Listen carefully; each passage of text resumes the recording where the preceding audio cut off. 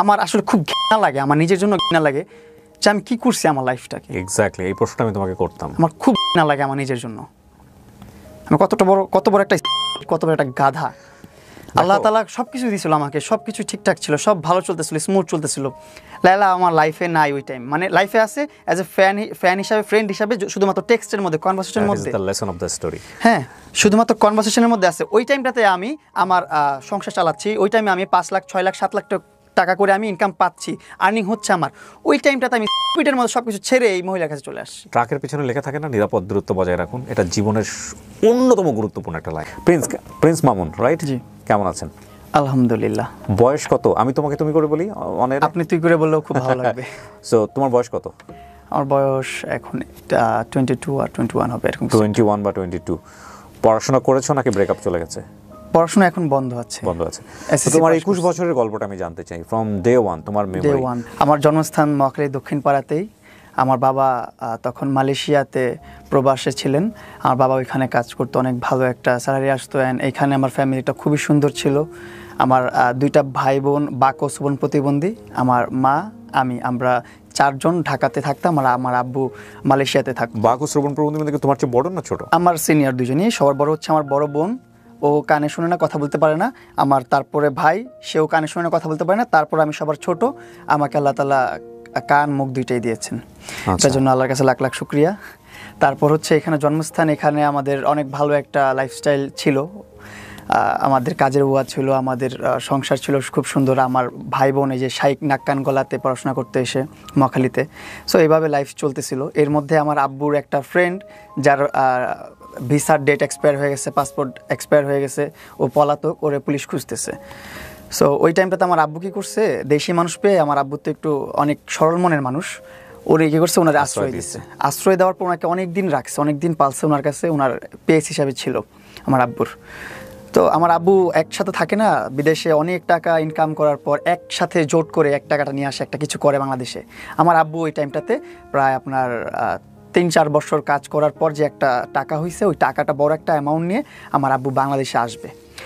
ওই টাইমটাতে আমার আব্বুর ওই পিএস, মানে ওই যে লোকটা পালায়া ছিল, ওই লোকটা ওই টাকাগুলো নিয়ে পালায় গেছে। তখনই আমার আব্বুর একটু মেন্টালি প্রেশার পড়ে গেছে, একটু না অনেকটা প্রেশার পড়ছে, যেহেতু 3-4 বছরের উপর যেহেতু টাকা পয়সা সব কিছু নিয়ে পালায় গেছে। তার বিশ্বাসযোগ্য একটা বন্ধু বা পিএস যেটাই হোক, সে নিয়ে পালায় গেছে। তখন বলতে মানে আব্বু তাকে পিএস হিসাবে রাখতো সবসময় তার বাসায়। সে তো আর বাইরে যেয়ে কিছু করতে পারতো না, কারণ তার ভিসা এক্সপায়ার, তার পাসপোর্ট এক্সপায়ার। আমার আব্বুর সব কাজ করতো, আব্বুর কাছেই থাকতো ওই লোকটা। আচ্ছা, হ্যাঁ, ওই লোকটা সব কিছু নিয়ে পালায় গেছে। এখন ইভেন ওই লোকটা আমাদের থেকে রিচ, এই ঢাকা শহরে তার একটা বিল্ডিং আছে, তার একটা বাড়ি আছে মতিঝিলের দিকে, সেই জায়গার স্থানীয়। কিন্তু ওইটার বিচার এখন হয় নাই, ওটা পরে যায় প্রসঙ্গে। তো ওইখান থেকে পালা যাওয়ার পর আমার আব্বু একটু মেন্টালি ডিপ্রেস হয়ে যায়, মেন্টালি কী করবে বুঝতেছিল না। আব্বু তাড়াতাড়ি ফ্লাই করে বাংলাদেশে চলে আসছে। বাংলাদেশে আসার পর আব্বু আর বিজনেস করবে বা কিছু করবে, তার মাথায় কোনো কিছু ঢুকতেছে না। ওই টাইমটা তো ওই লোকটার পিছনে দৌড়াইতেছে যে আব্বুর টাকাগুলো কীভাবে উদ্ধার করতে পারবে। তুমি দেখেছো তোমার মেমোরি? আমি তখন অনেক ছোট। তোমার এগুলো পরবর্তীতে শোনা কথা? হ্যাঁ, আমার শোনা কথা, আমার দেখাও অনেক কিছু আছে। যেটা দেখা হচ্ছে, আমার আব্বুকে ফোন দিয়ে নিয়ে গেছে যে তুই মামলা টামলা যা করছিস আমার কাছে আয়।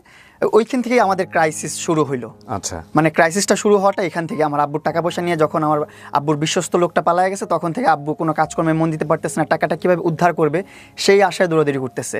কিন্তু আব্বু টাকা তুলতে পারে নাই, তারা অনেক প্রভাব খাটাইছে বা টাকার অনেক মিসইউজ করছে, তাই আব্বু কিছু করতে পারে নাই। আব্বুকে একটা সময় ফোন দিছে, ফোন দিয়ে বলতেছে তুই আয়, মামলাগুলো তুলে নে, আমি তোর টাকাটা ব্যাক করে দিব। আব্বু গেছে, যাওয়ার পর আব্বুকে নিয়ে গেছে মতিঝিলে কোনো একটা ভবনে নিয়ে, ওইখানে বেদরকভাবে পিটাইছে। 1 মাস ভর্তি ছিল আমার আব্বু পঙ্গু হাসপাতালে ভর্তি ছিল 1 মাস। আমার আব্বু খালি ইঞ্জেকশন নিয়ে আসছিলো, ইনজেক্ট করবে, হাওয়া ইনজেক্ট করে মেরে ফেলবে আব্বুকে। তারপর আপনার ছুরি নিয়ে আসছে, রক কেটে দিবে, এগুলো করবে, সেগুলো। আমার আব্বু অনেক আকুতি মিনতি করে যে আমি তোর নামে আর কোনো অভিযোগ নেই, কিছু রাখবো না, আমার জানটা ভিক্ষা দে তুই। পরে আমার আব্বুর জানটা ভিক্ষা দেওয়া হয়েছে।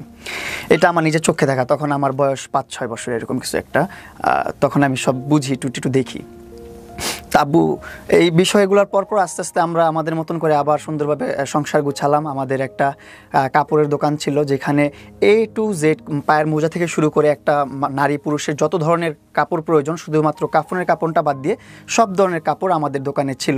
ব্রাইটিস আইটেম। কোথায় এটা দোকান ছিল? এটা টেন্টি বাজারে। ওইখানে আমাদের দোকান ছিল। দেন ওই দোকানটা আস্তে আস্তে রান করতে করতে, ওই দোকানটা ছোট থেকে প্রথমে এতটুকু ছিল, একটা খাট ছিল, তারপর একটু বড় হলো, তারপর আরেকটু বড় হলো, তারপর একটা বড় একটা দোকান হলো। এভাবে এভাবে করে আমাদের একটা কনফেকশনারি দোকানও ছিল, সেই দোকানটাও অনেক সুন্দর ছিল। ওইখানেও আমি বসতাম, আমি সময় দিতাম। আমি পড়াশোনা করতাম আপনাদের এখানে মহাখালী আব্দুল হামিদ দর্জি সরকারি প্রাথমিক বিদ্যালয়ে। এখান থেকে আবার মহাখালী মডেল হাই স্কুলে পড়াশোনা করছি, তারপর 10টি বালক উচ্চ বিদ্যালয়ে, সেখানে পড়াশোনা করছি আমি। এই আমার পড়াশোনার যাত্রা এখানে, আমার বড় হওয়াই, ছোট থেকে বড় হওয়া মহাখালী, ওয়ারলেস, 10টি এগুলোর মধ্যে। এই হচ্ছে আমার জার্নিটা। এর মধ্যে ভালোই চলতেছিল সব কিছু, ফ্যামিলিও সুন্দর চলতেছে ওই টাইমটাতে। 2টা দোকান আমাদের, একটা কনফেকশনারি, একটা কাপড়ের দোকান, বস্ত্রবিতান। তো এই 2টা নিয়ে আমাদের খুব ভালো চলতেছে লাইফটা। দোকানে বসতো কে? বাবা বসতো একটাই, আম্মু বসতো একটা আবার আমি যেটাতে যখন সময় দিতে পারতাম, আব্বু খেতে গেলে আমি বসে থাকতাম, আম্মু খেতে গেলে আমি বসে থাকতাম, আমার ভাই বোনরা বসে থাকতো। তোমার যে 2 ভাই বোন যারা, ওরা শুধু সিসি ক্যামেরার মতন বসে থাকতো দোকানে, আর কথাবার্তা আমি বলতাম, ব্যবসা বাণিজ্য আমি করতাম ছোটবেলা থেকেই। মানে ওদের সাথে কমিউনিকেশন ওরা কি বোঝে? ওদের সাথে কি হ্যাঁ, ওদের সাথে সাইন ল্যাঙ্গুয়েজে কথা বলতে হয়, সেটা আমি প্রপারলি বুঝি, প্রপার কথা বলতে পারি ওর সাথে। আচ্ছা, হ্যাঁ, এই ছোটবেলা থেকে এইভাবেই চলতেছিল। এর মধ্যে চলে আসলো আমার লাইফে তোমার বর্তমান যে অবস্থা, জি, এটা সম্পর্কে ওরা দুজন অবহিত, জানে যে তোমাকে নিয়ে কি হচ্ছে? হ্যাঁ, ওরা খুব আফসোস করতেছে। এবং ওদের সাইন ল্যাঙ্গুয়েজের, ওদের বাক ও শ্রবণ প্রতিবন্ধীর যে একটা কমিউনিটি আছে, ফুল কমিউনিটিটা আমাকে সাপোর্ট করে, সবাই জানে, দেখতেছে কি হচ্ছে। ওরা তো বোবা মানুষ, ওরা তো বাক ও শ্রবণ প্রতিবন্ধী, ওরা তো দেখে, রিয়েলটা দেখতেছে, বুঝতেছে, ওরা সব মানে অ্যানালাইজ করে বলতেছে সব, মানে ওদের পুরো কমিউনিটি ওই মহিলাটাকে ধিক্কার জানায়, পুরো কমিউনিটি। কারণ সবাই আমার ছোট থেকে স্ট্রাগল দেখছে, আমার ভাই বোনের স্ট্রাগল দেখছে, ওরা জানে যে আমার ফ্যামিলিটা কত স্ট্রাগল করে এ পর্যন্ত আসছে। তো ওই টাইমটাতে আমার জীবনে আসে টিকটক। মানে আমার ফ্রেন্ডসরা কিভাবে আসলো? মানে আমার ফ্রেন্ডসরা মজা করে এসে সামনে এসে এমনি দেখাইতো, দেখ মামুন কত সুন্দর সুন্দর ভিডিও, এই দেখ মেয়েদের সাথে ডুয়েট করা যায়, এটা করা যায়, সেটা করা যায়। এই জিনিসগুলো অনেক মজা লাগতো তখন দেখতাম। টিকটক না লাইকি? টিকটক, জি, প্রথম টিকটকে দেখলাম। দেখার পরে আমার বন্ধু ভিডিও করতো, আমি ভিডিও করতাম না। ইসমাইল নামের একটা বন্ধু ছিল, ও ভিডিও করতো, ও ভিডিও করে দেখাইতো আমাকে নিয়ে, ডুয়েট করতে দেখতাম, ভালোই লাগতো। তখন বললাম যে ওর মোবাইল দিয়ে করতেছে, আমার মোবাইল দিয়ে আমি ট্রাই করি। তা আমার মোবাইল দিয়ে আমি ট্রাই করলাম, রেসপন্স পেলাম না ওরকমভাবে। সেলফি ভিডিও, কোন ক্লাসে পড়ো? এমন কিছু, 80 পড়ি। ওকে, তো 80 পড়ি ওই টাইমটাতে, হ্যাঁ রাইট, 80 পড়ি, মহাখালী মডেল হাই স্কুলে পড়ি তখন আমি। তো ওই টাইমটাতে এই স্কুল ড্রেস পরাও আমার ভিডিও আছে, এই জন্য মনে পড়লো। স্কুল ড্রেস পরাই প্রথম ভিডিও, আমি পাশে বসে বসে মোবাইল টিপতেছি, আমার বন্ধু ড্রেস পরে আছে, আমি ড্রেস পরে আছি, এভাবে ভিডিও নিচ্ছে। আমার ক্লাস ফ্রেন্ড ছিল। গানের সাথে লিপসিং করা? হ্যাঁ, গানের সাথে লিপসিং করা, মেয়েদের সাথে ডুয়েট করাটা। তো ওই ডুয়েট করাটা আমরাও ডুয়েট করতাম। কখনো ভাবি নাই যে একাকিত্বভাবে, ইন্ডিপেন্ডেন্ট ভাবে কন্টেন্ট করবো বা সোলো কন্টেন্ট করবো। ফান, মেয়েদের সাথে ডুয়েট করা। এই ডুয়েট কি এখন আছে টিকটকে? না বোধহয় আছে, এখন যে কেউ চাইলে ডুয়েট করতে পারে। সো ওইরকম ডুয়েট করতেছে, আমিও ডুয়েট করলাম অনেকদিন। দেখি মানুষ রেসপন্স করে না ডুয়েট ভিডিওগুলো। পরে আস্তে আস্তে চিন্তা ভাবনা করলাম যে কীভাবে নিজের ভিডিওগুলো কোয়ালিটি আপ করা যায়, কীভাবে নিজের ভিডিওগুলো মানুষের সামনে নেওয়া যায়। তখন আমি সিঙ্গেল ভিডিও করা শুরু করলাম, তারপর ডান্সের ভিডিও দিলাম। ডান্সের ভিডিও দেওয়ার পর আমার ভিডিও দেখি রিচ বাড়তেছে। ডান্স কি তুমি আগে থেকে করতে? আমি ছোটোবেলা থেকে ডান্স করি, আমি টিকটকে আসার আগে থেকে ডান্স করি। আমি যখন থেকে বুঝি, মানে বলতে পারেন এক কথায় না অবুঝ থেকেই আমি ডান্স করি। মানুষের ডান্স দেখতাম, দেখে ওইটাই আমি নাচতাম, হোক আর না হোক আমি ডান্স করতাম। মানুষটা দেখে আমি ডান্স শিখতাম ছোটোবেলা থেকেই।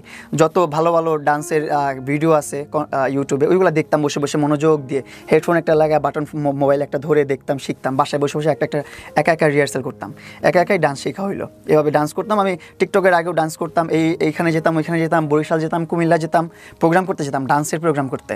এটাও একটা লাইফ ছিল আমার, এটা টিকটকে আসার আগের লাইফ। যে যে কোনো দেশের, যে কোনো গ্রামের, যে কোনো জেলায় যেতাম আমি ডান্স করতে, যে কোনো গায়ে হলুদ, বার্থডে, যে কোনো প্রোগ্রাম, এবার যেখানে সাউন্ড বক্স থাকে, স্টেজ থাকে, সেখানে প্রোগ্রাম করতে যেতাম।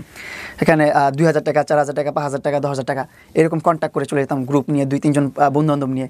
আমি একটা গ্রুপ ছিল, আমার একটা ডান্স স্কুলও ছিল। আমার একটা ডান্স স্কুল ছিল, যেটা হচ্ছে ব্রাক স্কুল, অনেকেই চিনেন হয়তো বা, বাংলাদেশের ব্রাক স্কুলগুলো। ওই স্কুলগুলো সকালে যখন পড়াশোনা করাইতো, স্কুল টাইমটা শেষ হলে রাতের বেলা আমি আমার ডান্স স্কুল ক্লাস করাইতাম। আমার প্রায় 15-20 জন স্টুডেন্ট ছিল, তাও ছোটো ছোটো আমার এইজেরই। মানে তুমি কার কাছ থেকে শিখোনি, কিন্তু তুমি অনেকে শেখাই? আমি শিখাইছি। আমার একটা বন্ধু আছে হৃদয়, তারপর হৃদয়ের ছোট ভাই আলাবিন, এগুলো আমার মানে বন্ধু বান্ধব নিয়েই আমার সব ন্যাচারালি গিফটেড। হ্যাঁ, নিয়ে আমি শুরু করলাম, ওদেরকে ডান্স শিখাইলাম। আমি ডান্স শিখাই, ওরাও খুব সুন্দর আমার সাথে তাল মিলিয়ে নাচতে পারে। দেন আমরা যে কোনো এলাকায়, যে কোনো জেলায় প্রোগ্রাম করতে চলে যেতাম। সো তুমি টিকটকে এগুলো দেওয়া শুরু করলে? হ্যাঁ, টিকটকে আমি আবার এই ভিডিও দেওয়া শুরু করলাম আমার ডান্সের। তো মানুষ এটা নেওয়া শুরু করলো, অনেক ডান্সের ভিডিওগুলো নিল। পরে আস্তে আস্তে ডান্স দেওয়া শুরু করলাম। তারপর রমনা পার্কে যেতাম প্রতি ফ্রাইডেতে, ওইখানে একটা গেট টুগেদারের মতো হতো, সকল TikTok user, like user, YouTuber সব এক হতো ওইখানটাতে। তো ওইখানে যে আমি ভিডিও করতাম, ভিডিও করার আস্তে আস্তে ওইখানে চিনলাম কি লাইকি অ্যাপ। মানুষ এসে ভিডিও করতেছে আমার সাথে, মানে তখন আমি মোটামুটি একটু পাবলিক ফিগার, মানুষ এসে আমার সাথে ভিডিও করে, সেলফি নেয়। যখন মানুষ ভিডিও করতেছে আমার সাথে, তখন আমি দেখতেছি এটা কী অ্যাপস, এটা তো টিকটক না, এটা তো আমি কখনো চিনি নাই, ড্যাশবোর্ডটা তো আমি চিনি না, এটা কি ড্যাশবোর্ড, এটা কি অ্যাপস। পরে বলতেছে ভাই এটা লাইকি অ্যাপ। বললাম ও আচ্ছা। আবার গেলাম, আবার দেখতেছি এরকম অনেক মানুষ টিকটকের চেয়ে বেশি লাইক ইউজ করতেছে। তো তখন আমি আমার লাইকিতে সুইচ করলাম, যে লাইকিতে একটা অ্যাকাউন্ট খোলা দরকার, দেখি কি হয় ওইখানে, যেহেতু টিকটকের মতোই একটা প্ল্যাটফর্ম। তো লাইকিতে যখন আপলোড করলাম আমার ডান্সের ভিডিও, খুব ভালো রেসপন্স। রাতে আপলোড করছি, সকালবেলা দেখি 9 লক্ষ প্লাস ভিউ একটা ভিডিওতে। এটা পেয়ে তো আমি খুবই খুশি। মানে যেখানে আমার ভিউ আসে 1.5 লাখ, 2 লাখ, 2.5 লাখ, 3 লাখ, ওইখানে ডান্সের ভিডিওতে লাইকিতে চলে আসছে 9 লাখ, একটু পরে দেখে মিলিয়ন। তখন খুব ইন্সপায়ার হলাম আসলে, যে না, কন্টেন্ট করতে হবে, ভিডিও আপলোড করতে হবে। তখন আমি লাইকিতে রেগুলারলি ভিডিও আপলোড করতাম, ডেইলি 15 থেকে 20টা ভিডিও আপলোড করতাম। ডান্সের video, action video, slow motion video. 15 থেকে 20টা? তোমাকে দোকান টোকান বন্ধ করে দিয়ে এগুলোই করতা? হ্যাঁ, আমি দোকান তো আর আমার দিয়ে চলে না, আমার উপর নির্ভর না। আচ্ছা। আমি হচ্ছে যে টাইম পাস করে, আমি ওনাদের যখন খাওয়ার সময় হতো বা তাদের রেস্ট টাইম হতো, ওই টাইমটাতে আমি দেখার জন্য বসতাম। আচ্ছা। অতটা মেজর আমি না। মানে বাবা বসতো বেসিক্যালি? বাবা বসতো, আম্মু বসতো, দুই দোকানে দুজন বসতো। ওকে। তো এইভাবে চলতেছিল লাইফটা।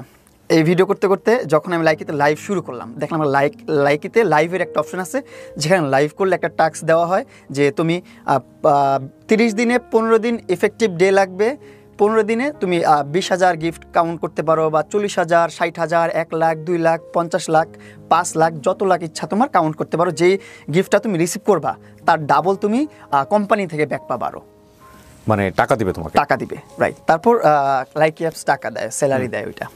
তো এটা পেয়ে তো আরো ভালো হলো। প্রথম মাসেই আমার প্রায় 50,000 রিসিভিং হয়ে গেছে। 15 দিন প্লাস, মানে 20-25 দিন ইফেক্টিভ ডে হয়ে গেছে। যেখানে লাগে 15 দিন, আমি 20 দিনের প্লাস দিয়ে দিছি।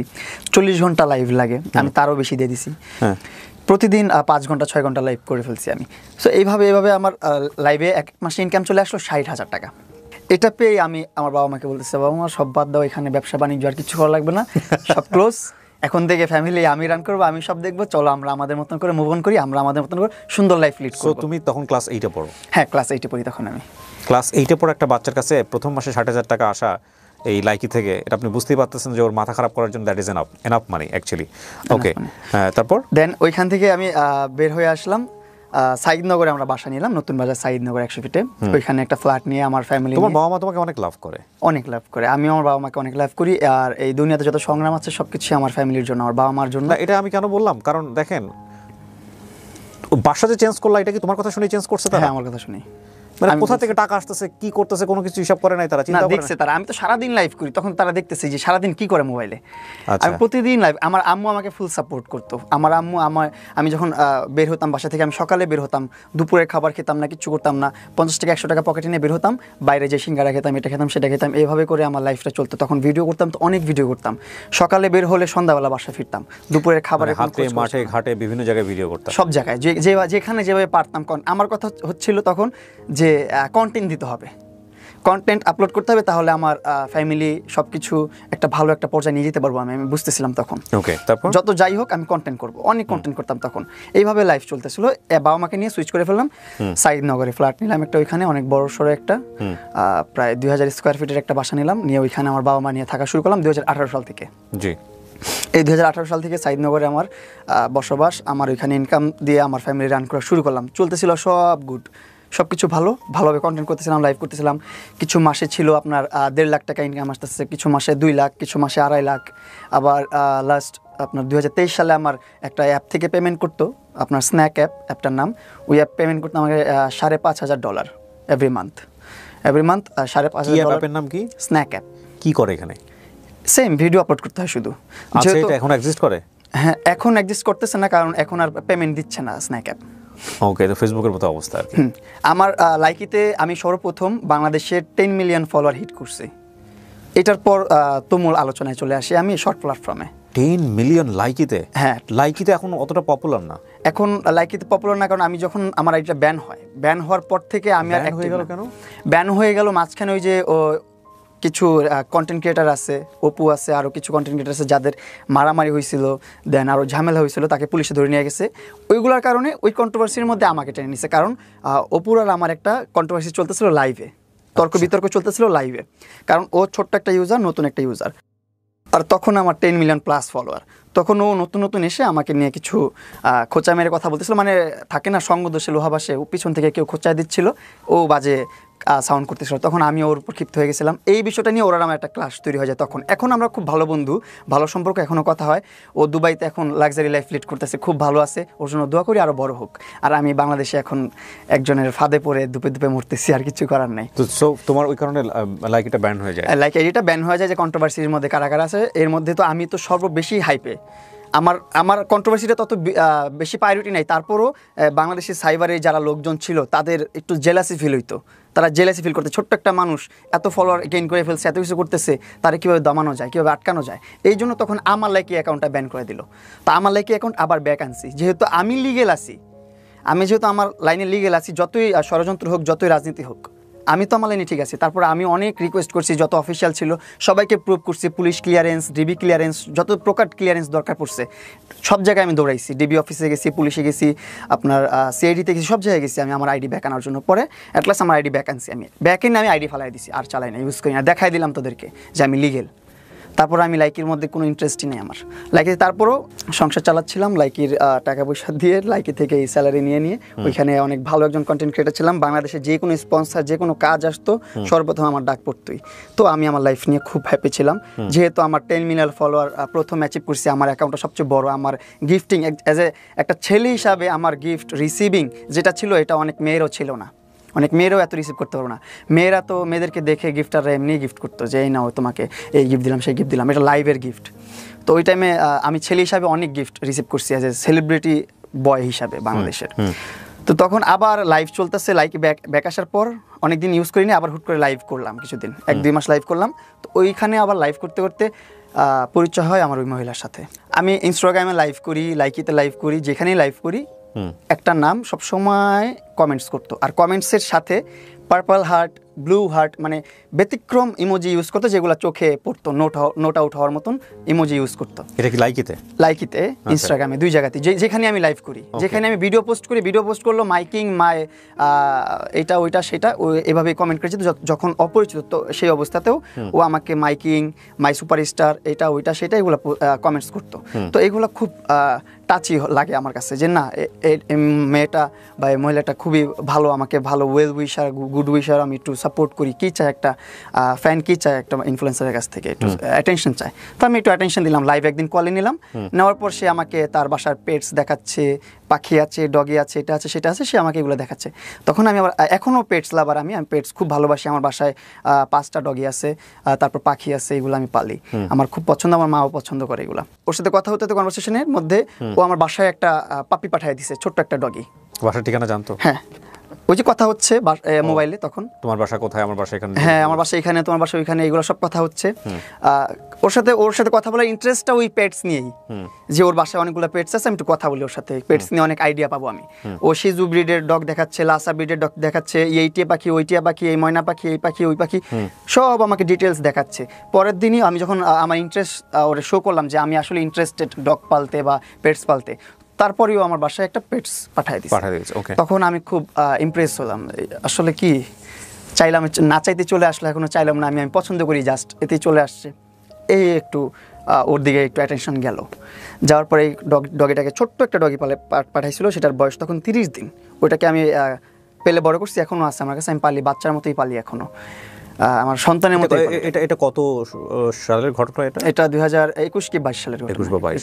এই ঘটনা শুরু হলো আস্তে আস্তে, যখন দেখতেছে আমার অনেক গরম লাগতেছে, বাসার নিচে দেখে এসি চলে আসছে, ব্যান গাড়িতে করে। কিরে এসি চলে আসলো, পরে ফোন দিয়ে বলতেছে এসিটা ফিটিং করে দিয়ে আসবে, তোমার সমস্যা নেই, এটা লাগাই। You exchange your number, right? তুমি তাকে ফোন নাম্বারটা দিছিলা, ইনস্টাগ্রামে কথা হচ্ছে, তখন নাম্বার এক্সচেঞ্জ করেছো তোমরা। এই জিনিসটা কি শুধু লায়লার সাথেই ছিল ওই সময়টাতে, নাকি আরো অনেকের সাথে ছিল তোমার ফোন নাম্বার? আমি সবার সাথেই কথা বলছি, সবার সাথেই অ্যাক্সেস আছে, সবাই আমার ফ্রেন্ড। ওকেও আমি ফ্যান হিসাবে গাইড করতেছি। বললাম না, ওই যে গিফট নেওয়া দেওয়াটা কিন্তু আমার কাছে খুবই নর্মাল বিষয়, কারণ হচ্ছে আমি লাইভ করি। লাইভে আমাকে এমনও সময় ছিল 5 মিনিটের একটা ব্যাটেল, সেই ব্যাটেলে 2 লাখ 3 লাখ 4 লাখ টাকা মানুষ খরচ করতো আমার ব্যাটেলের মধ্যে, মানুষ গিফট করতো। ব্যাটেল বলতে? ব্যাটেল ধরেন লাইকিতে আমি লাইভ করতেছি, আমি বাংলাদেশের একজন ছেলে, বাংলাদেশের একজন সেলিব্রিটি, হ্যাঁ, এখানে আমি লাইকির প্ল্যাটফর্মের একজন সেলিব্রিটি প্রিন্স মামুন লাইভ করতেছে, এর সাথে কন্টেস্ট হবে আরেকটা দেশের আরেকটা সেলিব্রিটির বা আরেকটা কন্টেন্ট ক্রিয়েটারের, সেটা ইন্ডিয়ার হতে পারে, পাকিস্তানের হতে পারে, বা অন্য দেশের হতে পারে, হোয়াটএভার, যে কোনো দেশের হতে পারে, কিন্তু বাংলাদেশের না। তখন এই সিস্টেমটা ছিল, অন্য দেশের মানুষের সাথে কন্টেস্ট করতাম, আমরা দুজন একসাথে লাইভ করতাম, মাঝখানে একটা ভার্সেস ছিল ভিএস, ওইখানে ক্লিক করলে 5 মিনিটের একটা কাউন্টডাউন চলতো। 5 মিনিটের মধ্যে যেই সাইডে সবচেয়ে বেশি গিফট পড়বে ওই সাইডটা উইনার, ওই দেশটা উইনার, ওই ইনফ্লুয়েন্সারটা উইনার। তো ওই টাইমটাতে যখন আমি লাইভ করতাম, আমাদের কিছু প্রবাসী ভাইরা ছিল, কিং ভাই, নূর কামাল ভাই, তারপর আরও কিছু আমার যে এজেন্ট ছিল, তারা আমাকে খুব সাপোর্ট করতো।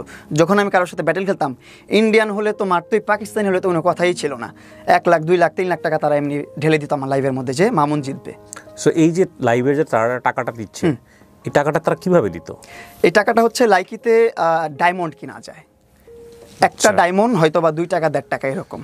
হ্যাঁ, 1000 ডায়মন্ড 1500 টাকা, 1600 টাকা, 1700 টাকা, 1800 টাকা। হ্যাঁ, তারা এরকম লাখ লাখ ডায়মন্ড, কিন্তু তারা 1000 2000 ডায়মন্ড কিন্তু না, লাখ লাখ ডায়মন্ড কিন্তু আমার লাইভে 50,000 60,000 1 লাখ এরকম ডায়মন্ড সেন্ড করতে। তারা লাভটা কি?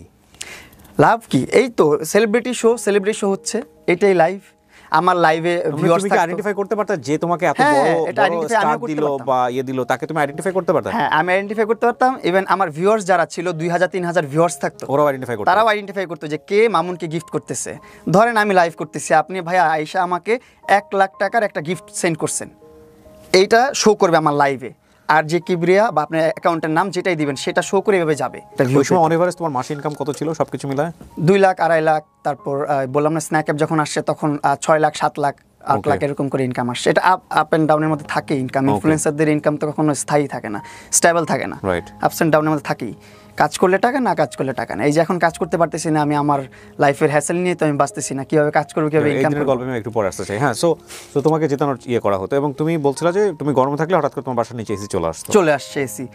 তখন আরো ইমপ্রেস হতাম আস্তে আস্তে। বেডশিট ভালো না লাগলে বেডশিট চলে আসতেছে, মনিটর ভালো না লাগলে মনিটর চলে আসতেছে, সব চলে আসতেছে। তুমি রেগুলার কথা বলতে তার সঙ্গে ওই সময়টাতে, নাহলে তোমার বাসার বেডশিট নিয়ে জানতো কিভাবে? আমি রেগুলার লাইভ করতাম না, সেটা ঠিক আছে, কিন্তু ধরো তোমার বাসায় যে বেডশিট নাই বা তোমার আমার লাইভে দেখতো।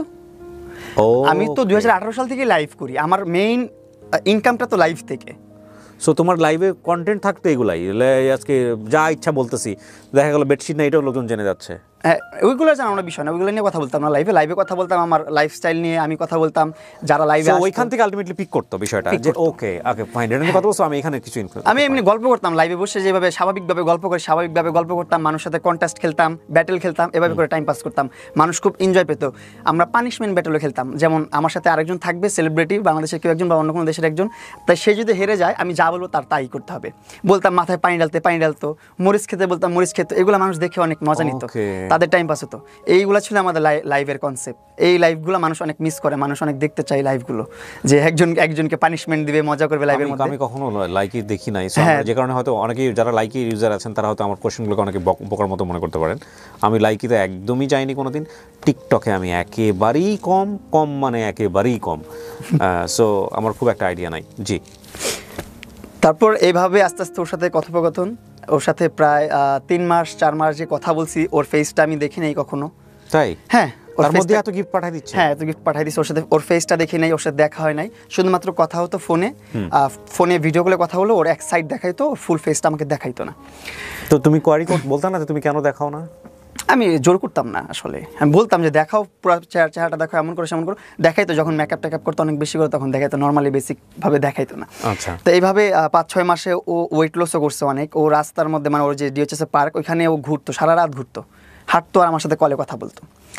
আমরা কনভারসেশন করতাম লাইফস্টাইল নিয়ে, কীভাবে কী চললো, সারাদিন কী করলাম, ও কী করতেছে, এইগুলো নিয়ে ও গল্প করতেই থাকতো, সারাদিন পেপার করতো আমাকে। তোমাকে যত গিফট আসতো তার মধ্যে সবচেয়ে ওর গিফটগুলো ইমপ্রেসিভ ছিল। ওর গিফটগুলো ইমপ্রেসিভ হওয়ার কারণ হচ্ছে ও ভার্চুয়াল লাইফে গিফট করতো না, একদম প্র্যাকটিক্যালি গিফট করতো, এই জন্য ওরগুলো একটু বেশি এক্সক্লুসিভ লাগছে। ততদিনে যেহেতু তোমার সঙ্গে কথাবার্তা হচ্ছে বাই ফোন, সো নিশ্চয়ই তোমরা দুজনের সম্পর্কে শেয়ার করছো, যে লাইক ওর লাইফটাকে। না, ওর লাইফস্টাইল নিয়ে ও কখনো কিছু বলে না, শুধু আমারটা শুনছে। তুমি বলেই গেছো? আমি বলে গেছি। ওর লাইফ নিয়ে যখন শুনতে চাইছি, ও যেগুলো বলছে এগুলো এখন আমি যদি বলবো যে বানানোর কথা, সেগুলো তখন তোমাকে যেটা বলছে এটাই বলো আমাকে। হ্যাঁ, তখন আমাকে যখন আমি জানছিলাম তোমার বাসায় কে কে থাকে, বলতো যে আমি একাই থাকি, আমার আম্মু আছে, আমার কাজিনের বাচ্চারা আছে, বললাম ও ঠিক আছে, ঘুরাই ফিরাই দেখাইতো, কাজিনের বাচ্চাদেরকে ওরা দেখাইতো, ওরা আর্মি ব্যাকগ্রাউন্ডের এতটুকু বলতো, ওর পাস্টে কি জব করছে বা এখন কি জব করতেছে এগুলো নিয়েও কখনো কিছু বলতো না, আমি জিজ্ঞাসা করলেও বলতো না। আমি যখন জিজ্ঞাসা করতাম তোমার বাসার অ্যাড্রেসটা বলো, তুমি খুঁজে নাও, তোমার নাম কি খুঁজে নাও, তোমার বয়স কত খুঁজে নাও, এগুলো ছিল এটা main point. Kind of mystery character রাখছে, হ্যাঁ মিস্ট্রি কার্ডটা রাখতো, ও আমাকে বলতেছে খুঁজে নাও। তা আমিও বেশি প্রশ্ন করতাম না, আমারও তো অত কৌতূহল ছিল না যে ওর কাছে অনেক কিছু জানতে হবে ওর লাইফস্টাইল নিয়ে। আমার বিষয় হচ্ছে আমার ফ্যান, ও আমারটা জানুক, এটাই অনেক বিষয়, আমার ওরকে নিয়ে এত ঘাটাঘাটির দরকার নেই। তো এর মধ্যে একটা সময় আসলো যে অনেক ম্যাটেরিয়ালস গিফট করে ফেলছে আমাকে, অনেক ওর যে ফাদ বা ওর যে টার্গেটটা এটাও ফিল আপ হয়ে গেছে। আমি ওর দিকে তুমি তখন জানো না, আকর্ষিত হয়ে গেছি। তোমার কি কি গিফট দিয়েছে তখন? ও আমাকে এমনি ম্যাটেরিয়ালস ছোট ছোট কিছু জিনিসপত্র আছে না, যেমন ধরেন মনিটর, এসি, তারপর কি কি আছে আরো, ডগি, পাপি, পাখি, তো এইগুলাই ছোট ছোট রেগুলার মোটামুটি তোমাকে গিফট দিত? হ্যাঁ রেগুলার মোটামুটি যখনই মাসে একটা দুটা গিফট দিতই আমাকে, আচ্ছা, আমাকে ইমপ্রেস করার জন্য। আর আমি আস্তে আস্তে, তখন আমার বয়সটা খুব কম ছিল। তুমি দিতে ওকে না? আমি কিছু দিতাম না। আচ্ছা, আমি শুধু ওর শাট আউট দিতাম আমার লাইফে। শাট আউট বলতে? বলতাম যে লায়লাকে সবাই ফলো করো, এটা করো, সেটা করো। ওকে লায়লারও লাইকিতে অ্যাকাউন্ট ছিল? হ্যাঁ, ওর অ্যাকাউন্ট না থাকলে আমার কিভাবে ও কমেন্টস করতো। ফাইন। তো একটা ফ্যান কি চায়, মতো প্রশ্ন করে ফেলছি। লাইভে শাট আউট দিতাম সব সময়, ব্লু ফেরি লায়লা এরকম ফলো করেন, এটা করেন, সেটা করেন, আমার শুভাকাঙ্ক্ষী, এরকম ভাবে আমি ফলো করাইতাম, মানুষকে বলতাম। মানুষ তখন আমার লাইভের এভারেজ যত ভিউয়ার্স ছিল সবাই তখন চিনে ফেলছে লায়লাকে, লায়লা একজন শুভাকাঙ্ক্ষী, আমার লায়লা আমাকে গিফট করতেছে, সেটা করতেছে, আমার লাইভে সব দেখতেছে। আমি তো ওপেন সবাইকে দেখাই তখন, এগুলো তো লুকোচুরির কিছু না। একটা মানুষ আমাকে গিফট করতেছে, একটা মানুষ আমাকে কিছু দিচ্ছে, সেটা তো আমি দেখাইতেই পারি, এটা তো লুকানোর কিছু না, আমার বলতেও পারি, আমার বলতেও দ্বিধাবোধ করি না আমি। ও বলার আগেই কিন্তু আমি সব জায়গায় সব যোগাযোগ মাধ্যমে বলে দিছি যে এইগুলো লায়লা আমাকে করছে, এগুলো লায়লা আমাকে দিছে। কারণ কি, আমি আমার দিক থেকে আমি ক্লিয়ার থাকতে চাইছি, অলওয়েজ ফ্রেশ থাকতে চাইছি যে না এগুলো হয়েছে আমার লাইফে। এইভাবেই চলতেছিল। তারপর হুট করে একদিন মনে হলো যে না, ওর সাথে দেখা করি। একটা মানুষ আমার পিছনে এত টাকা ইনভেস্ট করতেছে, এত টাকা খরচ করতেছে, কেন করতেছে? সে আমার সাথে এখনও দেখা করে নাই, সে আমার সাথে একটা কন্টেন্ট করে নাই, কেন করতেছে? দেখা করতে চায়, কন্টেন্ট করতে চায়, এটাই তো তার মূল উদ্দেশ্য। যাই, তাকে একটু সুযোগ করে দিই। সে হয়তো বা লজ্জা পাচ্ছে, সে করতে পারতেছে না। এই জন্য আমি নিজে ওর বাড়িধারা ডিউচেস যে ওরে খুঁজে বের করছি। ইভেন আমি খুঁজে পাই নাই লাস্ট পর্যন্ত, অনেক বড় এরিয়া তো, এইভাবে পাই নাই খুঁজে, আমি অনেকক্ষণ খুঁজছি, পাই নাই। দেন ও নিজেই বলছে যে 3 নম্বর রোডে আসো, এখানে আসো, এইভাবে আসো, এই যে বাসায় এইভাবে। ও অ্যাড্রেস দিয়ে দিছে লাস্টে, যখন দেখছি আমি অনেকক্ষণ খুঁজতেছি, পাই নাই ওকে।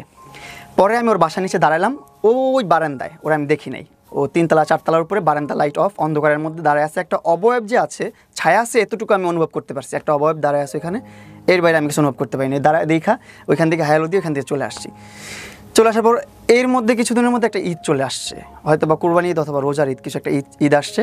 ঈদের মধ্যে বলতেছে শোনো ঈদ চলে আসছে, চলো ঈদের আগে আমরা একটু দেখা করি। ঈদ চলে আসছে, দেখা না করলে কেমন দেখা যায়? ঠিক আছে, সমস্যা নেই, আমি তো দেখা করতেই চাচ্ছি তোমার সাথে, আমি তো চাচ্ছি তোমাকে একটু অ্যাটেনশন দিই, তোমাকে একটু সময় দিই, তোমাকে একটু ভিডিও করে দিই, সময় দিই, আমি চাচ্ছি নিজে থেকেই, কারণ তুমি এত টাকা ইনভেস্ট করতেছো আমার পিছনে, অবশ্যই কিছু কোনো না কোনো একটা উদ্দেশ্য তো আছে। কিন্তু উদ্দেশ্যটা যে এত ভয়ঙ্কর এটা আমি বুঝতে পারিনি ওই সময়। তারপর ওর কাছে আসলাম, ওর বাসায়, ওর ছাদে নিয়ে গেছে, ছাদে একদম অন্ধকার, মাস্ক পরে বসে আছে, ওর সাথে কনভারসেশন, এখানে কথা বললাম একটু, হাই হ্যালো কেমন আছো, এইটাই। পর ওইখানে একটা ফ্রেন্ডলি হাক দিলাম। মাস্ক পরে বসে আছে বলতে? অন্ধকারের মধ্যে মাস্ক চলতেছে, করোনার পর। আচ্ছা, মানে মাস্ক পরাটা যুক্তিযুক্ত ছিল নাকি তোমার কাছ থেকে ফেসটা হাইড করতে চাচ্ছে? ফেসটা হাইড করাটাই মনে করি যুক্তিযুক্ত, কারণ হচ্ছে ওইখানে ছাদের মধ্যে ওর আমি ছাড়া কেউ নাই, ওইখানে করোনার আর কি আছে। তো ওইখানে একটা ফ্রেন্ডলি একটা হাগ হয়, হাগ হওয়ার পর বাই বাই চলে আসছি আমি, আমার মতন ওর মতন ছিল। কি কনভারসেশন হয় ওই সময় বসে তোমাদের? কেমন আছো, ভালো আছো, মানে নর্মাল কনভারসেশন যেটা। এটাই তোমাদের প্রথম দেখা? হ্যাঁ, প্রথম দেখা, অন্ধকারের ছাদের মধ্যে প্রথম দেখা। তারপর ওইখান থেকে চলে আসলাম, তারপর আবার যখন দেখা হয় তখনও ছাদের উপরেই, অন্ধকারের মধ্যে। ওকে, ওটা ওদেরই বাসা ছিল? ওদেরই বাসা ছিল, হ্যাঁ, এখন যে বাসাটায় আছে এই বাসার ছাদে। তারপর ও অনেক কিছু পরিকল্পনা করে রাখছিল, অনেক কিছুই করছে, অনেক কিছু হয়েছে। দেন ওইখান থেকে আমি আমার বাসায় চলে গেছি। অনেক কিছু হয়েছে বলতে কি, মানে আমি জানি তোমাদের দুজনের সম্পর্কটা কি, বাট তোমার ইচ্ছার বিরুদ্ধে তো হয়নি, তোমারও তো ইচ্ছা ছিল। না, আমার ইচ্ছার বিরুদ্ধে কেন হবে? আমি তো তখন আমি অনেক ম্যানিপুলেট হয়ে গেছি ওই টাইমটাতে। আমার কথা হচ্ছে ওকে কিভাবে স্যাটিসফাইড করা যায়, ওকে কিভাবে খুশি করা যায়। মানে খুশি করার কথা চিন্তা করতেছো কেন? খুশি চিন্তা করতেছি কারণ ও একজন ডায়াহার্ড ফ্যান, আমাকে এত কিছু রিয়েল লাইফে গিফট করতেছে, এত কিছু করতেছে আমার জন্য, কোনো কোনো একটা উদ্দেশ্য তো আছে। এক হচ্ছে দেখা করতে হবে, নাহলে ভিডিও করে দিতে হবে, নাহলে একটা ইনফ্লুয়েন্সারের পিছনে একটা মানুষ কেন ব্যাকআপে থেকে এত টাকা ইনভেস্ট করবে? মামুন এই কথাটা চিন্তা ভাবনা মামুন করে। একটা কথা জি, বলি, জি। সেটা হচ্ছে আমরা যারা ছেলেরা, জি। একটা ছেলেকে অনেক বেটার আমরা বুঝবো। বুঝি। আর তোমার বয়সটা আমি পার করে আসছি, 20-21 বছর সম্পর্কে আমার আইডিয়া আছে। তখন আমার 20-21 না, তখন মনে হয় 17 বছর বয়স। তাহলে তো এটা আরো ডেঞ্জারাস বয়স। প্রথম কথা, বয়স সন্ধি কালে ছিল তুমি। আর যার কথা আসছে ভদ্রমহিলা, তখন তো তিনি আলটিমেটলি কত, খুব বেশি তখন 45 এর মতো বয়স। তো কিন্তু আমি জানতাম না তখন। আচ্ছা ঠিক আছে, জানতাম না, কিন্তু তখন দেখো নাই তখন তুমি ছাদের মধ্যে তাকে? না, তাকে অন্ধকার তো না দেখি তোমাদের মধ্যে এত কিছু হয়ে গেল ছাদের উপরে? না দেখি অনেক কথোপকথন হয়েছে, অনেক কিছু হয়ে গেছে। মানে এটা কি আলটিমেটলি কি ও অ্যাপ্রোচ করছে নাকি তুমি অ্যাপ্রোচ করছো, কোনটা? ও একটু ওর দিক থেকে, ওর জায়গা থেকে আমি জানি না, ওর জায়গা থেকে এটা টাফ। কারণটা হচ্ছে কি আমাদের জায়গাটা থেকে, মানে এই কারণে বলছি যে 45 এইজের একটা মেয়ে বা ভদ্রমহিলা, সে কিন্তু আলটিমেটলি একটা ছোট বাচ্চার সাথে সে এতটা আগ্রহ দেখানোর জানে না। কিন্তু আমাকে অনেক আগ্রহ দেখাইছে, উপরে ওর সবকিছু সেটআপ করে রাখছিল, সবকিছু ওর মোতাবেকই ছিল। নিশ্চয়ই তোমাদের মধ্যে আগে থেকে ফোনে কনভারসেশন হয়েছে? না, ওরকম কোনো কনভারসেশন আমি প্রথমবার যেমন মিট হয়েছে তেমনই ভাবছি। তারপর ওর সাথে কথাবার্তা বলে ওইখান থেকে আবার যখন চলে আসছি, পরের বার আমি ভাবছি সেম কথাই হবে। গেছি, যাওয়ার পর দেখি অন্যরকম পরিবেশ বানায় রাখছি। তারপর ওই বাসা থেকে বের হয়ে আসলাম, আসার পরে যখন আমি আমার বাসায় থাকতেছি, কন্টেন্ট করতেছি, এই নর্মাল লাইফ চলতেছে। আলটিমেটলি তোমরা বুঝে শুনে এরকম একটা রিলেশনশিপে যাচ্ছ, সেখানে কোনো কমিটমেন্ট ছিল? কোনো কমিটমেন্ট ছিল না। মানে কমিটমেন্ট বলতে এরকম যে না লায়লা তুমি আমার জীবনে ভালোবাসি বা তুমি আমাকে ভালোবাসো, আমাদের রিলেশনশিপটা এরকম হবে এবং সেটা কমিটমেন্টের জায়গা থেকে হবে, গ্রো করবে, এরকম কোনো কিছু না? ছিল? না, এরকম কোনো ধরনের কমিটমেন্ট ওর সাথে আমার ছিল না। অ্যাজ এ ফ্যান হিসাবে ওকে যতটুকু প্যাম্পার করা যায়, যতটুকু ওকে হ্যাপি করা যায় আমি চেষ্টা করছি। ওই সময়টা তার বুঝার আমার অতটুকু আমি বুঝতে পারি না, বা অতটুকু ক্যাচ করতে পারি না যে আমি কি করতেছি, কি হবে, এটার ভবিষ্যৎ কি। না কিন্তু তোমার তো 17 বছর বয়স, তোমারও তো একটা ভয়ের ব্যাপার আছে। এরকম একটা মহিলার সঙ্গে তুমি যাচ্ছ, ওর হাজবেন্ড আছে কি না, ওর বাচ্চা কাচ্চা আছে? হাজবেন্ড নাই, ও তো ক্লিয়ারই বলছে আমার হাজবেন্ড নাই, আমার কোনো কিছু নাই, আমার শুধু আম্মু আছে নিচে। তারপরে ধরো তোমাকে যদি আটকা দিতে পারতো, তোমাকে যদি আর্মি পার্সন তোমাকে একটা বিপদে ফেলে দিতে পারতো, তোমার এতটা কনফিডেন্ট পেলে? ওর সাথে তো 6-7 মাস আমার সাথে কনভারসেশন হয়ে গেছে, কথাবার্তা হয়ে গেছে। 6-7 মাস কনফিডেন্টটা পাইছো যে সামহাউ যে এখানে গেলে তোমার কোনো বিপদ হবে না। আমি এটা বুঝি। কোথায় থাকো তখন? আমি থাকি সাইদনগরেই। সাইদনগর, আর ও থাকে হচ্ছে বাড়িধারা ডিএইচএস। ওকে। তারপর 6-7 মাস কনভারসেশন পর তো আমার একটা আস্থা তৈরি হয়ে গেছে ওর জন্য, যে না, ওইখানে গেলে আমার কোনো সমস্যা হবে না, বিপদ হবে না, এরকম চিন্তা ভাবনা করি ওর বাসায় গিয়েছি। তারপর আমি আমার বাসায় চলে গেছি, আমাদের মতো নর্মাল লাইফ লিড করতেছি, আমি আমার মতো লাইভ করি, আমি আমার মতন কন্টেন্ট করি, ওর মতো থাকতেছে, কাজ করতেছে, আমাকে ভিডিও কল দিয়ে কথা বলে। তো ওর ভিডিও কল দেওয়াটা না তখন বেড়ে গেল অনেক, তো আমিও এটা নর্মালিই নিছি। নর্মালি ওর সাথে অনেক ভিডিও কলে কথা বলতাম, বলতে বলতে এখন স্ন্যাক অ্যাপ চলে আসছে, স্ন্যাক অ্যাপে কাজ করছি, মানে এইভাবে অনেক দিন পার হয়ে গেছে। এর মধ্যে আমি ওর বাসায় যাই মাঝে মধ্যে বেড়াতে, ও আমার বাসায় আসে মাঝে মধ্যে বেড়াতে। বাসায় গিয়ে তুমি কি পেলা প্রথমে? হ্যাঁ, ওর বাসায় গিয়ে তুমি কি পেলা ওখানে? আমি বাসায় যে কিছু পাইনি, আমি জাস্ট যে পাওয়া বলতে যে ওদের বাসার কি কে থাকে? হ্যাঁ, ওর বাসায় যে যাদেরকে পেলাম ওইখানে ছিল অনেকগুলো কাজের মেয়ে ছিল। তারপর হ্যাঁ, অনেকগুলো কাজের মেয়ে আছে ওর বাসায়। ও বলছিল একটা ইন্টারভিউতে যে ওর 18 জন কাজের লোক আছে। আসলে ওর এরকম অনেকগুলো কাজের লোক আছে যেগুলা ওর কথায় সবকিছু করে। এখন সবকিছু করে বলতে এই যে আমি যে প্রিভিয়াস লাইফটা করছি, লাইফটা করার আগেই ওর কাজের বুয়া টুয়া যা আছে সব এনে দরজার সামনে এইভাবে ভিড় করে ফেলছে। লাইভে গেছি আর সব দৌড় দিছে, কাজের বুয়া দৌড় দিছে, দারোয়ান দৌড় দিছে, নিচে যে লোক ছিল সব দৌড় দিয়ে চলে গেছে লাইভের মধ্যে চলে গেছে। এতগুলো কাজের লোক বাসাতে? হ্যাঁ। মানুষ কয়জন, কি সেবা হয় এখানে? তারা মানুষ হচ্ছে আপনার 4 জন। তার জন্য 18 জন কাজের লোক? 18 জন, এখন 18 জন না, একটু কম আছে। আচ্ছা ঠিক আছে, ওকে। ওখানে গিয়ে তুমি যা দেখলা সেটাই বলো প্রথম দিন। হ্যাঁ, প্রথম দিন যেটা দেখলাম, আমি দেখলাম ওখানে 4-5 জন কাজের লোক আছে। 4-5 জন কাজের লোক। তারপর ওর একটা ছোট বাচ্চা আছে যে একটু মানসিক সমস্যা, ভারসাম্যহীন, মানে একটু হাইপার অ্যাক্টিভিটিস ওর। ওকে। Hyperactivity. ওর বয়স কত ছিল ওই সময়টাতে যখন ওকে দেখছো হাইপার অ্যাক্টিভিটিস যে করছে? তার বয়স কত ছিল? ছোট ছিল। এখন তার এইজটা কারেক্টলি বলতে পারতেছি না আমি। ওকে, ছোট ছিল, আমিও খুব ছোট ছিল। ছেলে না মেয়ে বেবি? মেয়ে বেবি, দুজনেই মেয়ে বেবি ওর বাসায়। তো ওরে দেখতেছি পেম্পার করার জন্য 3-4 জন আছে। তার সাথে বাসায় পাখি পালার জন্য একজন আছে, ডগি পালার জন্য একজন আছে, এরকম ভাবে 5-6 জন কাজের লোক আছে। তো বাসায় যা দেখলাম ফ্যামিলি টেবিল সব ওকে, ভালো, খুব সুন্দর। ছেলে মেয়ে কয়জন দেখলা? হ্যাঁ, ছেলে দেখিনি একজন। মেয়ে 2 জন ওনার? মেয়ে 2 জন, হ্যাঁ। আচ্ছা, বয়সে তোমার চেয়ে ছোট? বয়সে আমার থেকে 2 জনই ছোট, আর একজন আমার সমবয়সী প্রায়। ও বললো না যে এটা আমার মেয়ে, নাকি কাজিনের মেয়ে বলে দিয়েছে? ওর তখনই বলছে আমার কাজিনের মেয়ে। যে আমার কাজিন আছে, ওর যে হাজবেন্ড ছিল, ছোট হাজবেন্ড, তাকে ওর কাজিন বলছে। আমি বলছি তাহলে ওর ছোট হাজবেন্ড বলতে মানে সেকেন্ড হাজবেন্ড? সেকেন্ড হাজবেন্ড, হ্যাঁ। ওকে। সেকেন্ড হাজবেন্ডটা কি বেশি আসা যাওয়া ছিল বাসায়, অনেক আসতো। তুমি যখন যেত তখনও আসতো? তো আমি এইভাবে প্রশ্ন করতাম যে উনি কে, কি হয় তোমার? বলছে এই হচ্ছে আব্বু, আমার কাজিন হয়। আমি বলি তোর ওনার ওয়াইফ কোথায়? বলছে ওনার ওয়াইফ কানাডাতে। আমি কইতে উনি কি আবার অনেক খোঁচাখুচির জন্য, মানে একটু বের করার জন্য আমি এভাবেও প্রশ্ন করছি অনেকদিন পর এভাবে, যে আচ্ছা তোর আব্বু কি আরেকটা বিয়ে করছে? জানার জন্য কিউরিয়াসিটি জাগছে যে একটু প্রশ্ন করি। বলতেছে আমি এত কিছু জানি না ওনার বিষয়ে। আমি কি তোমার কাজিন, তুমি তাদের বাচ্চা পালো, তুমি জানো না? মানে বাবার সঙ্গে কি তোমার কোনো কথোপকথন? না, কখনো কোনো কথোপকথন। তোমার সামনাসামনি হয়েছে কখনো? সামনাসামনি হয়েছে বলতে উনি পাশ কাটায় চলে গেছে, আমাকে দেখলে আমি চলে গেছি, কেউ কারোর সাথে কথা বলি নাই। সে আমাকে দেখছেও তার বেডরুমে বসে থাকতে, তার সোফায় বসে থাকতে দেখছে, তার বেডশিটে শুয়ে থাকতে দেখছে, বেডে শুয়ে থাকতে দেখছে, সব কিছুই দেখছে সে। ইন্টারেস্টিং। কিন্তু সে কখনো আমাকে ডাক দিয়ে জিজ্ঞাসা করে না কোনো বিষয়ে। এই জন্য আমি আরো। তুমি কি জানো পরবর্তীতে ঘটনা কি, কেন এরকম? না, এটা জানতামই না আমি। যখন জানছি তখনই আমার সাথে ওর একটা ঘটনা ঘটে, এটা আমি আসতেছি। হ্যাঁ, ওকে। তারপরে এই ফ্যামিলি দেখলাম ওর, হ্যাঁ, ওর 2টা কাজিনের বাচ্চা আছে, ওর মা আছে, ও থাকতেছে, তার মানে ও সিঙ্গেল প্রপার। তো আমি আমার মতন লাইফ লিড করতেছি। তখন ও অনেক ডায়েট করছে, বিএলসিসিতে অ্যাডমিট হয়ে আপনার থ্রেটিং মেটিং এটা ওইটা সেটা অনেক কিছু করতেছে, মানে এইজ লুকানোর জন্য। আর এইজ ওরে আপনার সামনাসামনি দেখলে আপনি বুঝবেনই না ওর এত এইজ। ও এতভাবে মেনটেন করছে নিজেকে এমনভাবে মেনটেন করে। এখন কিছু প্রিভিয়াস কিছু ইন্টারভিউ দেখবেন যেখানে ওরে বোঝা যেতেছে কিছুটা। তো এইভাবে চলতেছে। আমি আমার মতন আমার বাসায় আসি, যাই, এইভাবে ভালো একটা সম্পর্ক, ভালো একটা বন্ডিং। তখন তোমাদের আলটিমেটলি রেগুলার যাওয়া আসা হয়। You guys acting like a boyfriend girlfriend? না, তখন নরমাল, হ্যাঁ। নরমালের মধ্যে অ্যাবনরমাল রিলেশনশিপ মোটামুটি এরকম আর কি। তো আমি আমার বাসায় থাকি, তখন স্ন্যাক অ্যাপ থেকে একটা বড় একটা অ্যামাউন্ট আসছে 2-3 মাসে, প্রায় আপনার 16-17 লাখ টাকা আসছে আমার।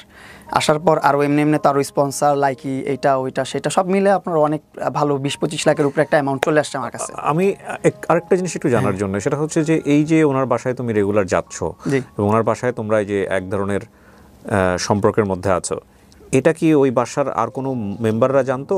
সবাই তো দেখতেছে আমি আসতেছি, কাজের লোক ছাড়া সবাই, মা বা? হ্যাঁ, তার আম্মুও দেখছে, তার বাচ্চারাও দেখছে, তার মেয়ের সাথেও আমার পরিচয় হয়েছে।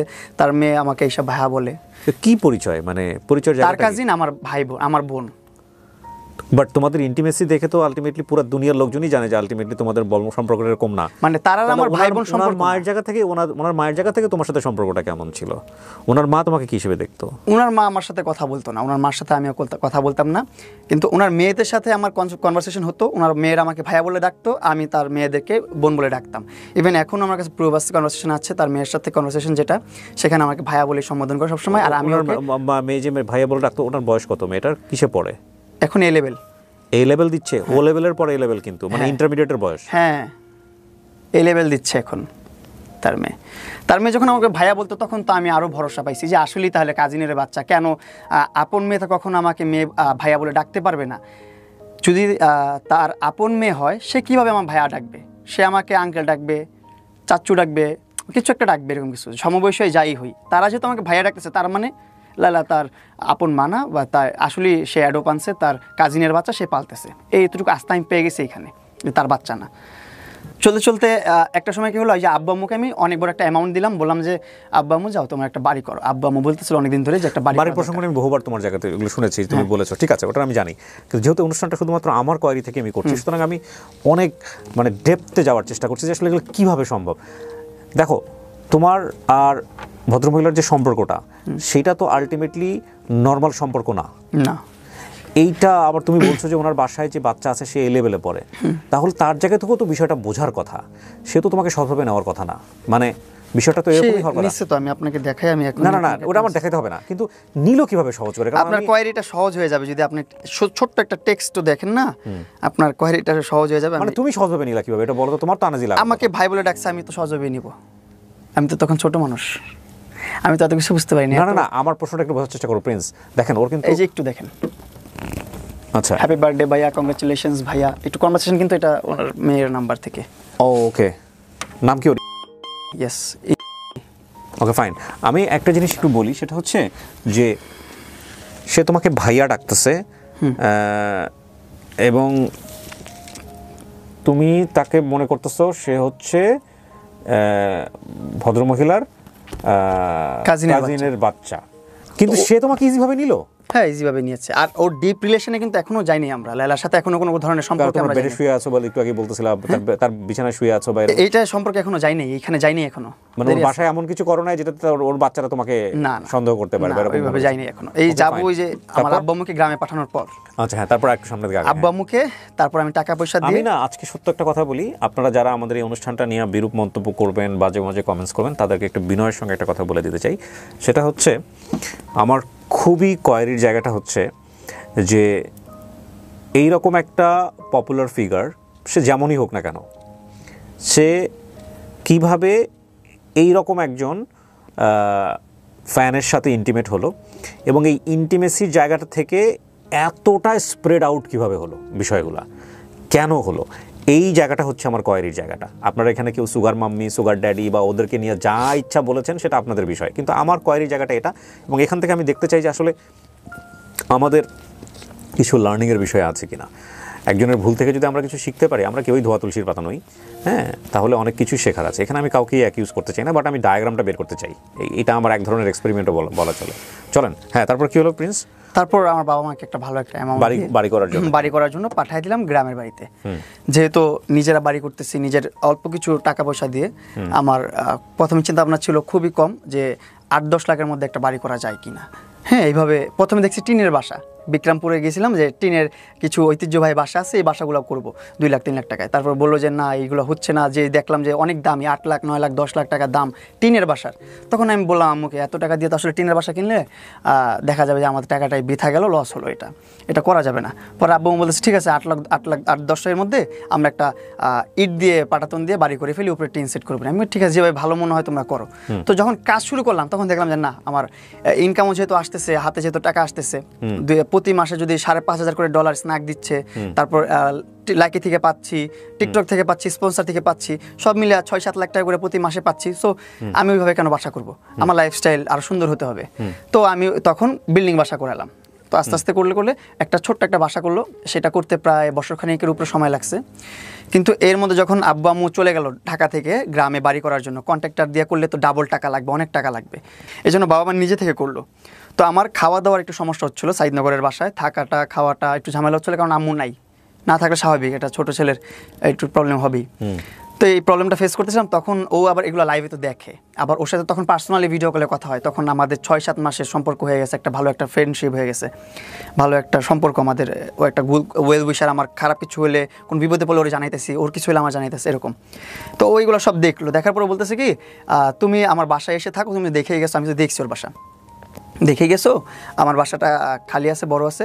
ও আরেকটা এখানে একটা কথা, যেটা আমি চলে আসি পাস করে, সেটা হচ্ছে ওরা কিন্তু একসাথে থাকতো পুরো ফ্যামিলি 3 নাম্বার রোডে।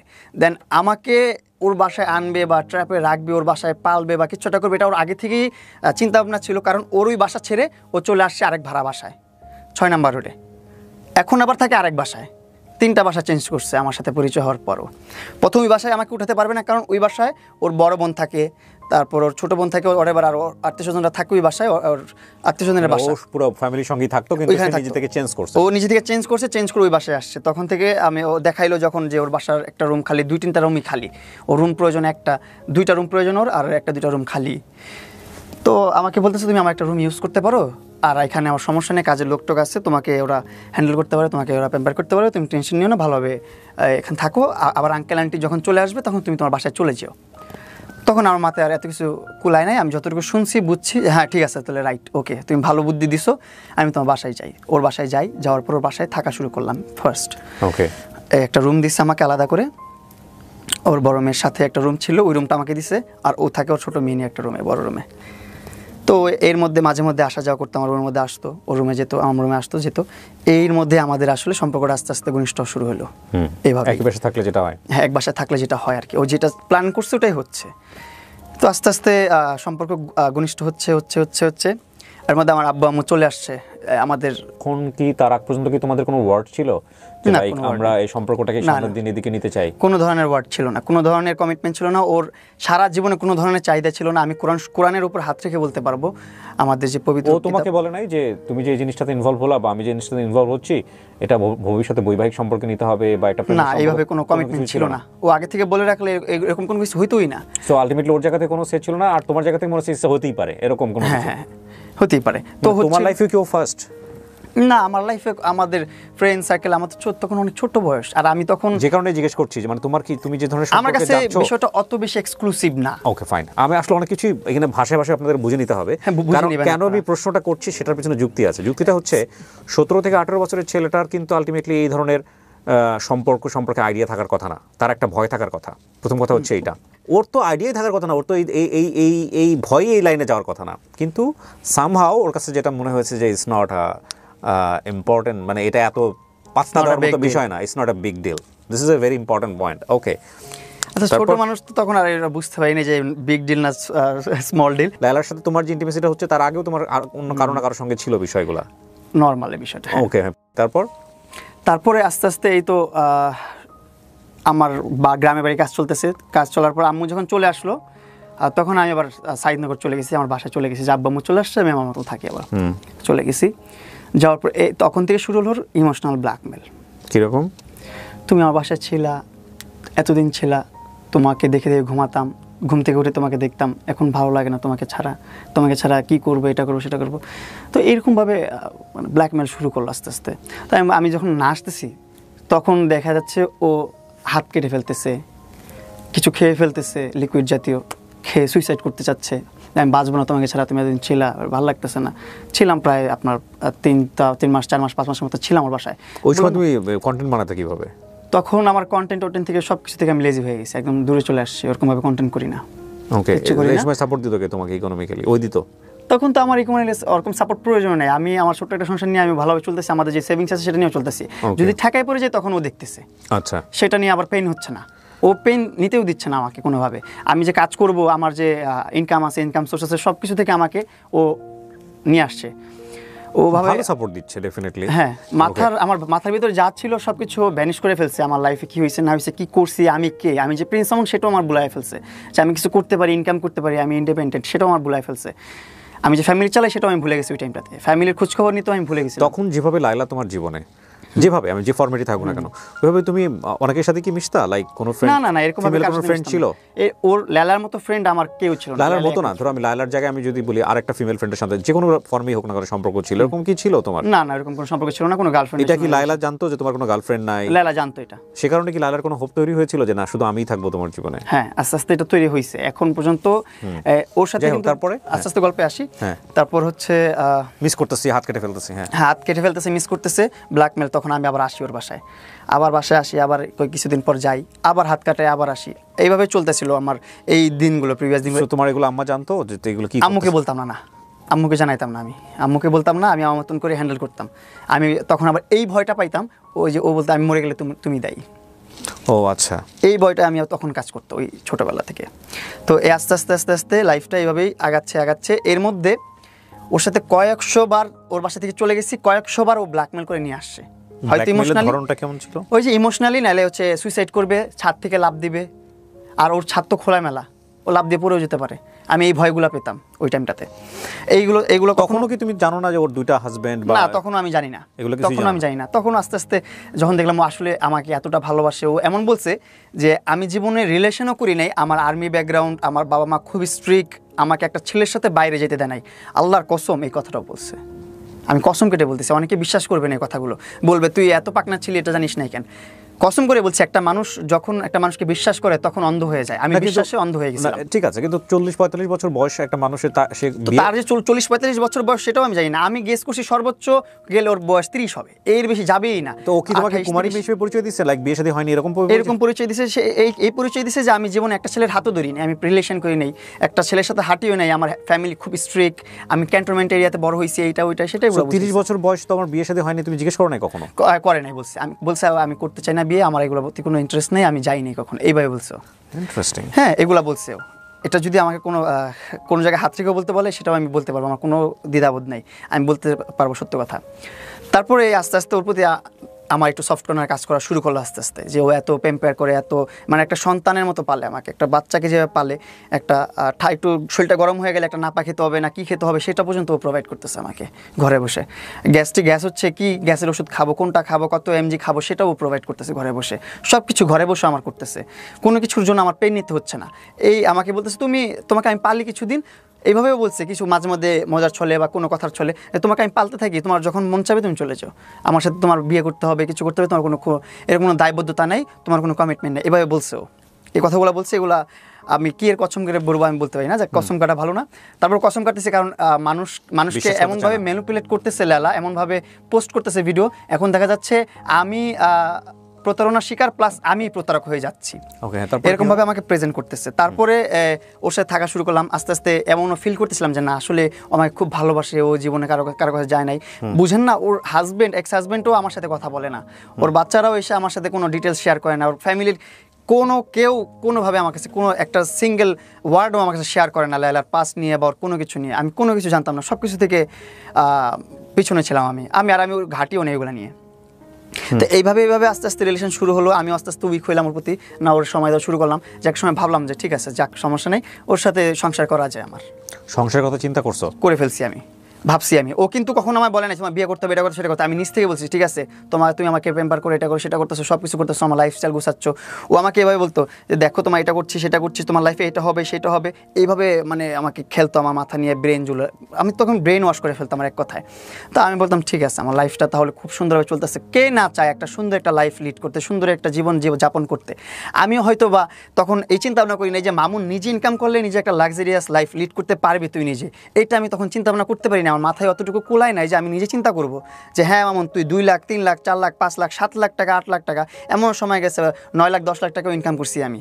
তখন লেলার সাথে কন্টেন্ট করি না আমি, লেলা তখন কন্টেন্ট ক্রিয়েটার না, লেলাকে কন্টেন্ট ক্রিয়েটার বানাইছি ওর সাথে পরিচয় হওয়ার 1-1.5 বছর পর, ওরে কন্টেন্টে নিয়ে আসছি, ওর এখন মিলিয়ন ফলোয়ার এক প্ল্যাটফর্মে, ফেসবুকে 1.2 মিলিয়ন ফলোয়ার, লাইকিতে 4 মিলিয়ন ফলোয়ার, টিকটকে 4 মিলিয়ন ফলোয়ার, এরকম ফলোয়ার অনেক জায়গায় অনেক ফলোয়ার, যাই হোক ইনস্টাগ্রামে 2-3 লাখ ফলোয়ার, ভালো ইনফ্লুয়েন্সার হয়ে গেছে ও, এখন এসে হয়েছে ওর, কিন্তু তখন বানাই নাই আমি, তখন আমি দেখছি। তুমি তাকে বললা যে ঠিক আছে না বিয়ে শাদী করা যায়, মানে তুমি চিন্তা করলে? আমি চিন্তা করলাম যে হ্যাঁ করা যায়, মেয়েটা এতটা লয়াল আমার প্রতি, এতটা ভালোবাসে আমাকে। আর আমি তখন ফ্যামিলি জানাইছো তুমি? তখন না, ফ্যামিলিকে জানাই নাই, তখন আমি জানি যে ও সিঙ্গেল, জীবনে একটা ছেলের হাতও ধরে না, এতটুকু জানি আমি।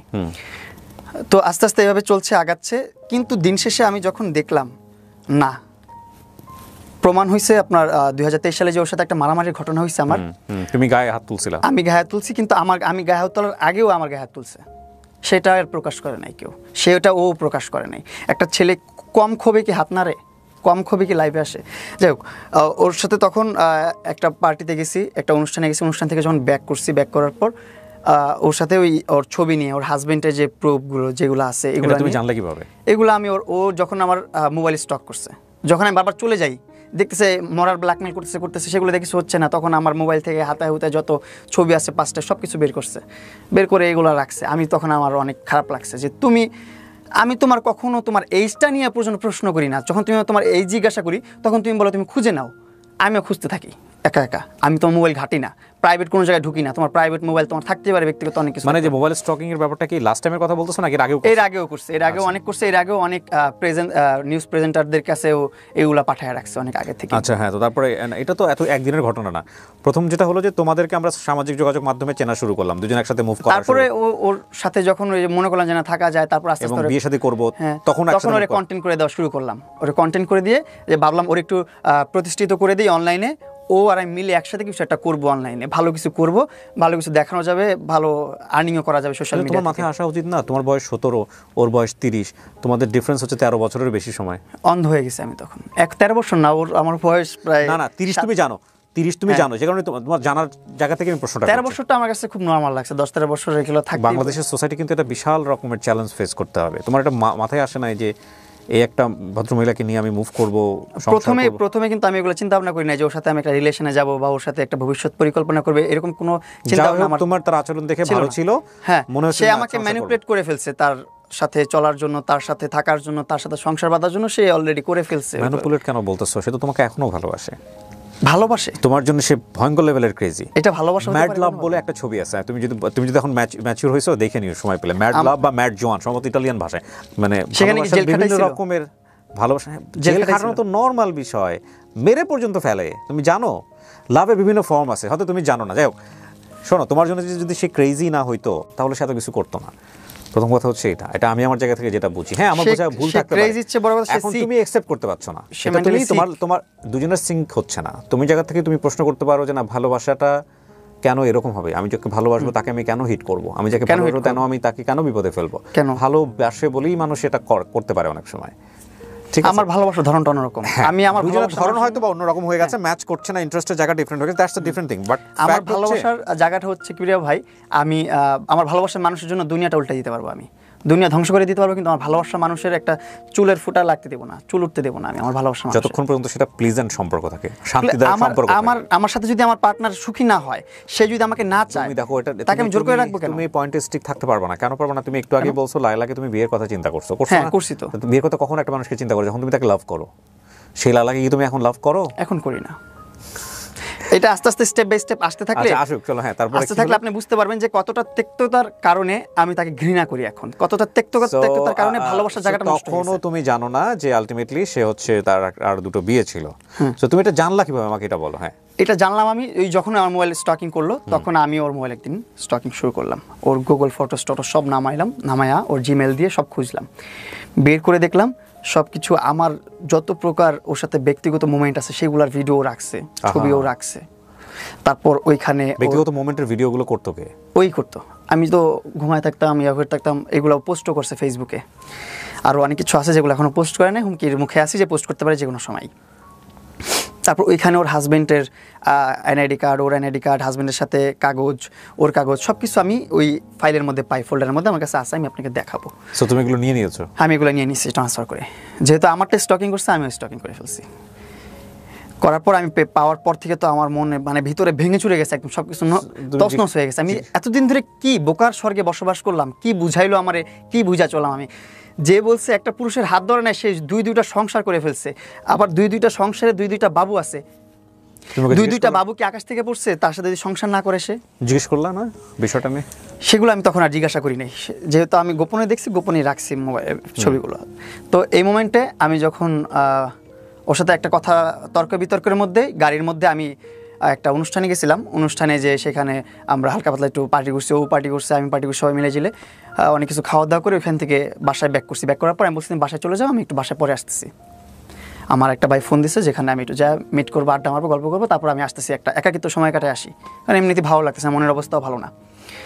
তো ওই টাইমটাতে ও বলতেছে তুমি যাইতে পারবো না এখন আমার এখান থেকে সরে, আমাকে নিয়ে তোমাকে যেতে হবে। আমি তোমাকে নিয়ে আমি যাবো না ওইখানে, আমার ওটা ব্যক্তিগত সময়, আমি ওখানে টাইম পাস করবো, এখানে আমার সময়টা কাটাবো, এখানে আমি তোমাকে নিয়ে যাবো না। আমি বলছে না তুমি যেতে পারবো না, তুমি কোন মেয়ের সাথে যাবে, এটা করবা সেটা করবা। আমি তখনই ওই প্রসঙ্গে আমি ওর হাজবেন্ড টান দিছি, হাজবেন্ডের কথা নিয়ে রাখছি। ওকে, আমি মেয়ে নিয়ে যাবো না, কি নিয়ে যাবে, এত টেনশন করতেছো তুমি যে দুইটা সংসার করে আসছো, এগুলো সেগুলো কে বলো। তখনই ওর মাথা টাস করে বাড়ি খেয়ে গেল, কি করবে ও, তখনই ও পাগল হয়ে গেছে। ওই টাইমটাতেই আমার একটা চড় মেরা দিল, যে কী বলিস এইসব, আমার ওর প্রুফ দেখাই নাই, প্রুফটা বাইর করছি, এর মধ্যে চড় মেরা দিচ্ছে। এই তো চড় মাইরা চুল টান দিছে, আমার মাথা নষ্ট হয়ে গেছে। আর ওর ফেসে মাল্টি সার্জারি করা, অনেক প্রকারের সার্জারি করছে, অনেক প্রকারের ট্রিটমেন্ট নিচ্ছে ওর ফেসে, থ্রেটিং, বুটক্স, এটা ওইটা সেটা। তো ওর মুখে ও যেভাবে চড় মারছে আমাকে, আমিও সেম চড়টাই মারছি ওকে। তো ওর মুখে রক্ত জমাট হয়ে গেছে, আমার মুখে রক্ত জমাট হয় না, কিন্তু আমার মুখে এগুলো নোকে দাগ পড়ে গেছিলো এইসব জায়গা দিয়ে, যে খামচি পড়ছে, থাপড়াইছে আমারে, থাপড় দিচ্ছে, চুল ধরে টান দিচ্ছে, এগুলো দাগ পড়ে গেছিলো। তারপরে ওই বাসা থেকে বেরোয় চলে আসছি, আমি মারামারি হলো, ওর বাসা থেকে চলে আসছি। পরের দিন অ্যাটেম্প টু মার্ডার মামলা দিছে আমাকে। পরের দিন? কত সালে এটা? ওই 23 সালে। ওই যে আমি এখন তো বুঝে গেছে, এখন আর মামুনকে আটকা রাখা যাবে না, কারণ মামুনের কাছে সব রিভিল হয়ে গেছে। মামুন সব মামলা তো ওই দিনই দিল কি তোমার নামে? হ্যাঁ, ওই দিনই দিল। ওই দিন তো লাইভ করলো, আমরা যতদূর জানি এটা লাইভ করেই মামলা করছে, লাইভ করেই সাথে সাথে ক্যান্টনমেন্ট থানায় চলে গেছে, মামলা করে ফেলছে। ক্যান্টনমেন্ট থানা মানে ডিবি হারুনের সহায়তা ওই সময় নিছে না? হ্যাঁ, ওই সময় থেকে ওই সময় ডিবি হারুনের সহায়তা নেই, কিন্তু ডিবি হারুনের সহায়তা নিয়েছে, যে আমি লাস্ট জেলে গেলাম ওই টাইম, ওই সময়টাতে। আচ্ছা ফাইন, তো তাহলে তার মামলা হয় প্রথম 2023 সালে। 23 সালে অ্যাটেম্প টু মার্ডার মামলা। অ্যাটেম্প টু মার্ডার মামলা। ওকে, এটা তুমি জানো কিভাবে? এটা জানতে পারি আমার ক্যান্টনমেন্টের ওইদিকে আমাকে পুলিশরা আটকাইছে। আটকানোর পর আমি বলছি আপনার নামে তো মামলা হয়ে গেছে, আপনাকে তো যে কোনো মুহূর্তে ধরবে, হ্যাঁ আপনি যেভাবে পারেন এটা কনসাল্ট করেন, সলভ করেন, পুলিশ বলতেছে আমাকে। সেটা একটা এমনিতে একটা ডিউটি ছাড়া বা ডিউটিতে রাস্তার মধ্যে দেখা হয়েছে একজন ফ্যান পুলিশ বলতে পারেন, যে আমার ভিডিও দেখে। তোমার মামলা করে তোমাকে জানায় নাই? সে জানায় নাই, কিন্তু আমি জানতে পারছি আলাদা থার্ড পার্সন থেকে। জানতে পারার পর আমি তো তখন একটু ভয় পেয়ে গেলাম, কিরা আমার নামে টুমটুম মার্ডার মামলা করছে, বলছে তোমার জেল হতে পারে এই মামলায়। তখন তো আমি ভয় পেয়ে গেলাম, তখন আবার ওর সাথে কন্ট্যাক্ট করলাম যে কী করলে, এগুলো কেন করতেছো। পরে অনেকবার মিশতে আসতেছে, আমি মিশতে চাইতেছি না। পরে আবার অনেকে বুঝাইতেছে আমাকে যে না, মেশাটা তোর খুব জরুরি, না মিশলে তুই জেল খাটবি। তখন আবার মিশলাম ওর সাথে, আবার সম্পর্কে গেলাম, আবার ভালো একটা সম্পর্কে যাওয়ার পর এই মিলমিশ কি তোমার আরেক বিভিন্ন ওই যে স্যান্ডিশা আসলো, ওই স্যান্ডিশাটা এরা এসে হ্যাঁ এরা এসে মিলাই দিল। তারপর আরও অনেকেই ছিল বিহাইন্ডে যারা মিলাই দিছে থেকে। মিলাই দেওয়ার পর মিললাম যে মামলা উঠাই দেবে, ঠিক আছে, লাইফটা নষ্ট করার দোকানে মামলা উঠাই নেক, বিয়ে শাদী করা লাগবে না, কোনো কিছু করা লাগবে না, এরকম কোনো কমিটমেন্ট নাই যে বিয়ে করতে হবে মামলা তুলে নেবে, আমার কোনো কমিটমেন্ট নাই তখনও। তো ওকে ঠিক আছে, মামলা তুলে নাও। গেলাম, মামলা কিন্তু তুলে নেয়। ও বলছে মামলা তুলে নিছি, মামলা শেষ, কিন্তু আমি জানি না যে মামলা তুলে নেই। আমার যেতে হবে কি না, বলে না যাওয়া লাগবে না, আমি টাকা দিয়ে সব সলভ করে ফেলছি, আমার অ্যাডভোকেট আমার লয়ার সব কিছু করে ফেলছে, তোমার টেনশন নেই, কিছু নেই। তোমার কোনো ফোন আসে, তোমার কোনো ডিস্টার্ব হয়েছে? আমি কই না, আসলে কোনো ফোন আসে নাই, কোনো ধরনের ডিস্টার্ব, কোনো ধরনের নোটিস আমার কাছে আসেনি, কিন্তু মামলা কিন্তু চলতেছে। ও টাকা পয়সা দিয়ে ওইগুলো নোটিস আসবে আমার কাছে, এগুলো বন্ধ রাখছে যে নোটিস আমার কাছে না আসে। এই চলতে চলতে চলতে চলতে চলতে চলতে দেখি ও মামলা আর তুলে না। তো এর মধ্যে হুট করে ওর বাচ্চাদের নিয়ে একটা ঝগড়া হয়েছে ওর সাথে আমার। যেমন ওর কাছে আমি একটা অ্যামাউন্ট রাখছি, অ্যামাউন্টটা ওরে দিছি, একটা প্রমোশনের কাজ করার পর একটা বড় একটা অ্যামাউন্ট পেয়েছি, অ্যামাউন্ট ওর কাছে দিচ্ছি। দেওয়ার পর ওই অ্যামাউন্টটা ওর বাচ্চাদের কাজের বুয়াদের স্যালারি দিচ্ছে ওই অ্যামাউন্ট থেকে। তখন ওর পার্সোনাল ব্যক্তিগত জন্য ব্যবহার করলে আমার কোনো ধরনের অবজেকশন ছিল না, যেহেতু ও বলছে যে এইগুলো ওদের বাচ্চারা টানে, ওদের বাবারা ওদের খরচ চালায়, এটা করে সেটা করে। তখন আমি একটু মানে খোঁচাখুচি করছি যে হ্যাঁ তোমার ওদের বাবারা যেহেতু দেখে, তুমি আমার টাকা কেন ওদেরকে দিলা, আমার টাকা তুমি আমার ব্যাংকে ট্রান্সফার করো না, এখন 3-4 দিন হয়ে গেছে আমার ব্যাংকে কেন আমার টাকা আসেনি। এইগুলো নিয়ে একটু তর্ক বিতর্ক হয়ে আমি অভিমান করে 2 দিন খাবার খাই না ওর বাসায়। আমি গুলশান 2-এ চলে গেছি হাঁটতে হাঁটতে, যে ওইখানে খাবার খেয়ে ওইখান থেকে আবার হাঁটতে হাঁটতে বাসায় আসছি। এত জিদ, ওর বাসায় ভাত খাবো না আমি, ওর সাথে বাসায় থাকতা কিন্তু খাইতাম না, রাগ হয়ে আসছে। আমি এখন কী করবো, ওখানে ওই ছুটেও যেতে পারতেছি না। তো ওই টাইমটাতে পরের দিন আমি পাবজি খেলতেছি, আমি পাবজিতে খুব অ্যাডিক্টেড ছিলাম, পাবজি খেলতাম সারাদিন বসে বসে। আচ্ছা মামুন, তোমার লেখাপড়াটা শেষ হয়ে গেলো কোন ক্লাস থাকতে? ক্লাস আমার লেখাপড়া শেষ হচ্ছে এসএসসি থেকে, এটা ঢাকা আইডিয়াল থেকে। আচ্ছা, তো তারপরে তোমার হচ্ছে পড়াশোনা তুমি করলা না? না, পড়াশোনা আর করলাম না, এসএসসি দিলাম, পড়াশোনা করলাম না, এটা সাবজেক্ট ওখানে পজ হয়ে গেল। এসএসসি পাস করার পর ইন্টারে যখন অ্যাডমিট হবো ওই টাইমটাতে ইন্টারে পজ করে দিয়েছি, ইন্টার আর পড়াশোনা করি না, ইন্টার করি না, এখন আবার স্টার্ট করবো আমি। ওকে ফাইন। সো তো তোমার কি হলো, তুমি গুলশানের বাসায় থাকো কিন্তু তুমি খাও না? হ্যাঁ, খাই না। পরে 2 দিন ওর সাথে অভিমান, এই অভিমানের মধ্যেও খাবার গরম করে নিয়ে আসছে, আমি গেম খেলতেছি, এর মধ্যে খাবার গরম করে নিয়ে আসছে, খাবার গরম করে আনছে। আমি বলছি আমি তো খাবার খাবো না তোমার এখানে, খাবার খেতে ইচ্ছে করতেছে না আমার, আমি গেম খেলতেছি, আমি পরে খাবো খাবার। এটা বলে এই ওর মেজাজ চড়া হয়ে গেল কেন জানি, হুট করে বলতেছে তুই খাবার খাবি না এখন, আমি খাবার নিজে গরম করে নিয়ে আসছি, খাবি না এখন? হ্যাঁ, ভাই আমি খাবো না, তুমি নিজে গরম করছো, নিজে গরম করে আনতেছো, তুমি কষ্ট করছো, তোমার কষ্ট করছো তো আমি বলি নাই। এইগুলো নিয়ে তর্ক বিতর্কের মধ্যে এখন বলতেছে যে আমি ওর মেয়ে নিয়ে কথা উঠতেছে, তো তখন বলতে আমার মেয়ে নিয়ে কথা বলবি না, এটা করবি না, সেটা করবি না, আমার এগুলো সব তোর ভুলে যা, তোর সাথে আমার কোনো কথা নেই, তোমার বাসা থেকে এক্ষণ বের হয়ে যা। মানে কথোপকথনের মাঝখানে লাস্ট কথা তোমার বাসা থেকে এক্ষণ বের হয়ে যা। কোনো ধরনের ঝগড়াঝাটি মারামারি কোনো কিছু নেই ওর সাথে আমার। তখন যেতে বলছে বের হয়ে যেতে, তখন খুব হার্ড হয়েছে আমি যে না, আমি অভিমান করে থাকতেই পারি, তোর এত কিছু জানার পর আমি তোর সাথে আছি, এটাই তো বড় বিষয় একটা। তারপর আমি অভিমান করছি, আমাকে সাথে সাথে বলছি ঘর থেকে বের হয়ে যায় এক্ষুনি। আমি আবার বলছি ঠিক আছে, আমি আমার জিনিসপত্র নিয়ে আমি ঘর থেকে বের হয়ে চলে আসছি। এক কাপড়ে বের হয়ে চলে আসছি। চলে আসার পর আমি ঢাকায় 1 মাস ছিলাম, রোজার মাস। তারপর রোজার ঈদ কাটাইলাম গ্রামে কাটানোর পর আবার ঢাকা আসছি। ঢাকায় এসে মাসুদ ভাইয়ের সাথে কন্ট্যাক্ট করলাম, মাসুদ ভাইয়ের সাথে কথা বললাম। মাসুদ ভাই একটু আইডিয়া দিল বিজনেস। মাসুদ খান, উনি একজন বিউটি এক্সপার্ট, বাংলাদেশের মধ্যে ভালো একজন বিউটি এক্সপার্ট, মেকআপ আর্টিস্ট। তো ওনার ধারা আমি একটা বিজনেস শুরু করলাম, বসুন্ধরা আবাসিকের মেইন রোডে প্রিন্স কাট সেলুন। এটার গ্র্যান্ড ওপেনিং করব। ওই টাইমটাতে আমি আবার লায়লাকে ডাকাইছি যে থাক, একটা ভালো একটা সময়, খারাপ একটা সময়, যে সময় ছিল আমার একটা ভালো একটা মোমেন্টও থাকুক, ওরে নিয়ে আসি।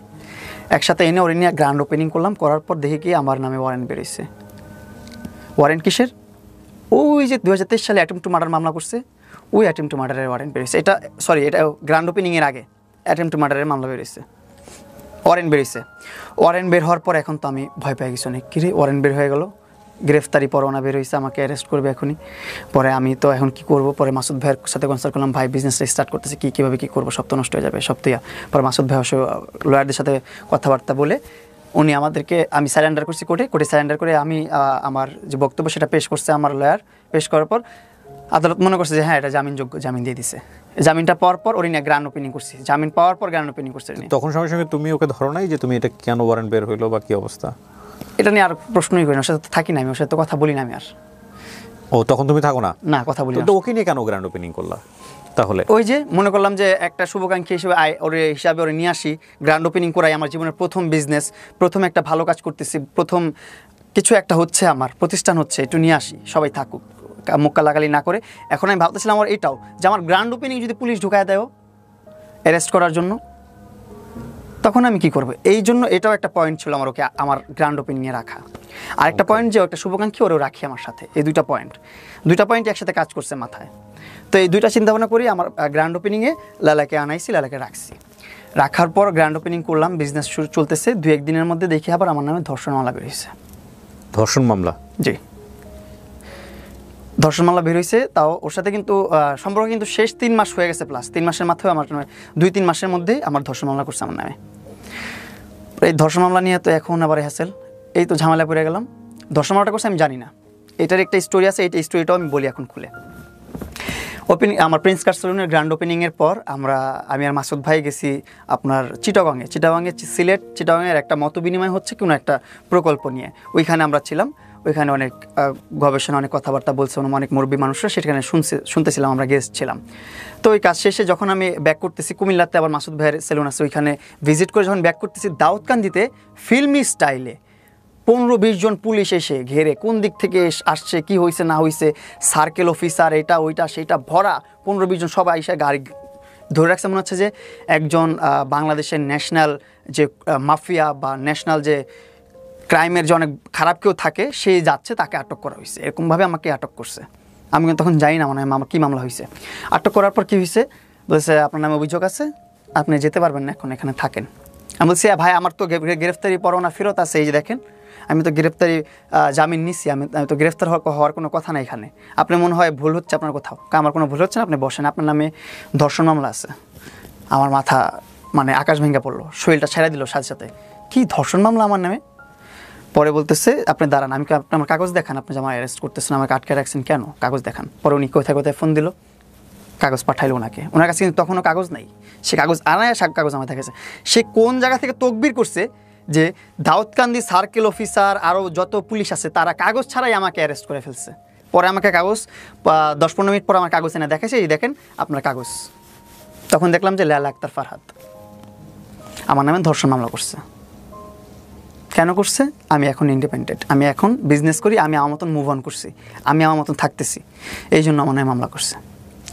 ওইখান থেকে ধরে ডিরেক্ট ওইখানে রাইখা, কতটা মানে ইম্পর্টেন্ট আমি অ্যারেস্ট হওয়াটা, তৎনগত ওইখান থেকে প্রাইভেট মাইক্রোবাস গেছে, পুলিশের গাড়ি যায় নাই কিন্তু আমাকে পিক করার জন্য, প্রাইভেট গাড়ি গেছে আমাকে আনার জন্য দাউদকান্দি থেকে।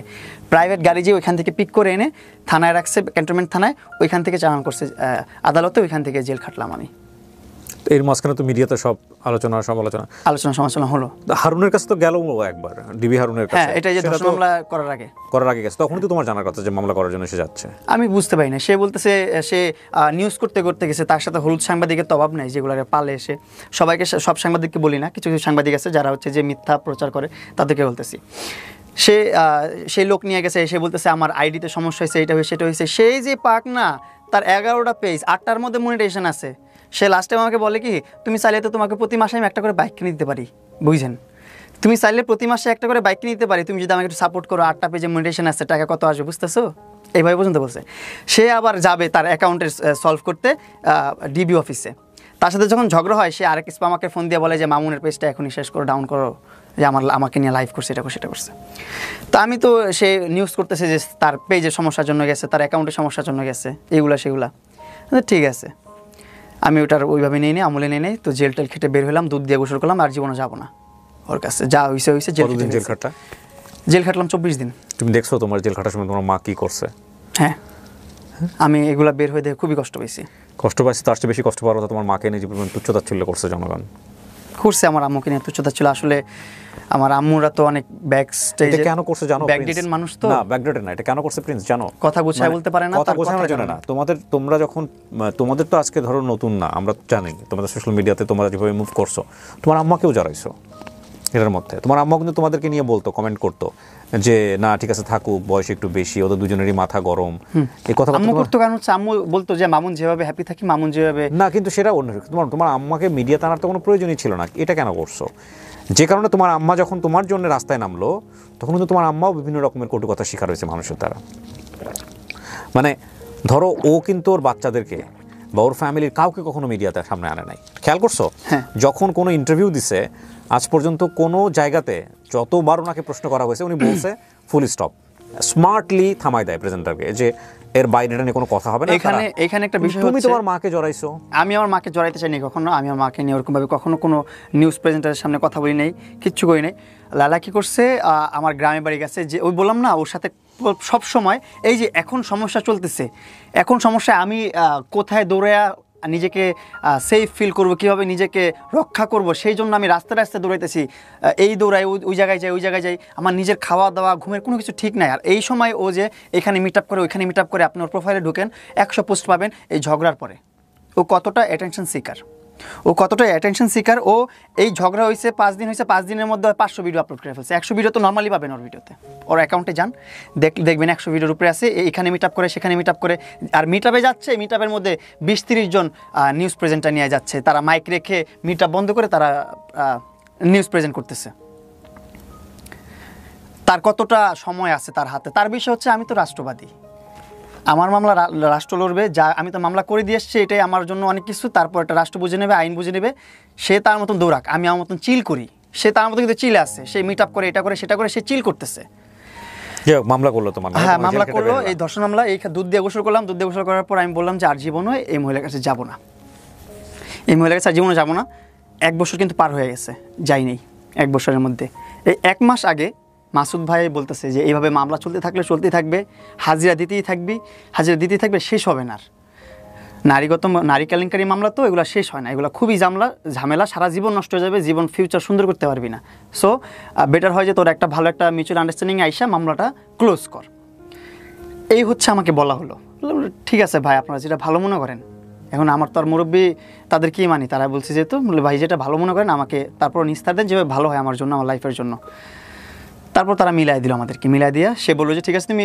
লাইভে এসে সমাজের সামনে মানে দেশবাসীর সামনে সবার সামনে আমাকে সরি বলবা আমি তোমাকে সরি বলবো শোধবাদ শেষ আর কোনো কথা হবে না আমি তোমার মামলা তুলে নিব আমি বললাম ঠিক আছে তাহলে শুভাকাঙ্ক্ষী একটা আমাদের সম্পর্কে কী থাকবে কয় আমি বললাম বন্ধু থাকি আমি বললাম বন্ধু হই আমরা ও বলে না আমরা বন্ধু হবো কেন আমরা কোলাবোরেশন পার্টনার শুভাকাঙ্ক্ষী আমি তোমার ভালো চাই তোমার ভালো চাই এতটুকুই এর বাইরে আমাদের কোনো সম্পর্ক নেই আমি ঠিক আছে তোমার যেভাবে বলে ভালো মনে হয় বলো তো আমি সব জায়গায় কিন্তু বন্ধু স্টাবলিশ করতে চাইছি কিন্তু ও বলতে চাইছে শুভাকাঙ্ক্ষী কোলাবোরেশন পার্টনার এইগুলাই করুক সমস্যা নেই কিন্তু মামলাগুলো তুলুক এর মধ্যে নিউজ প্রেজেন্টার দিয়ে একটা প্রেস কনফারেন্স করলাম প্রেস কনফারেন্সে নিউজ করলাম বললাম ওরে সরি বললাম আমার সরি বললো আমার ভুল বোকামি হয়েছে যে আমি স্টাম্প করে রাখিনি যে মামলা তুলবে ভুল সরি বলার পর এই স্টাম্পটা করিনি আমি ও বলে নেই সিস্টেমটা করে নিয়ে দেখে এখানে আবার ফাইসা গেলাম নিউজ প্রেস কনফারেন্স করার পর থেকেই ও আবার ওর কথা বলা শুরু হইলো যে এটা করতে হবে সেটা করতে হবে এখানে আসতে হবে সেখানে আসতে হবে এখন তো আবার ফাইসা গেছি এখন আবার কি করব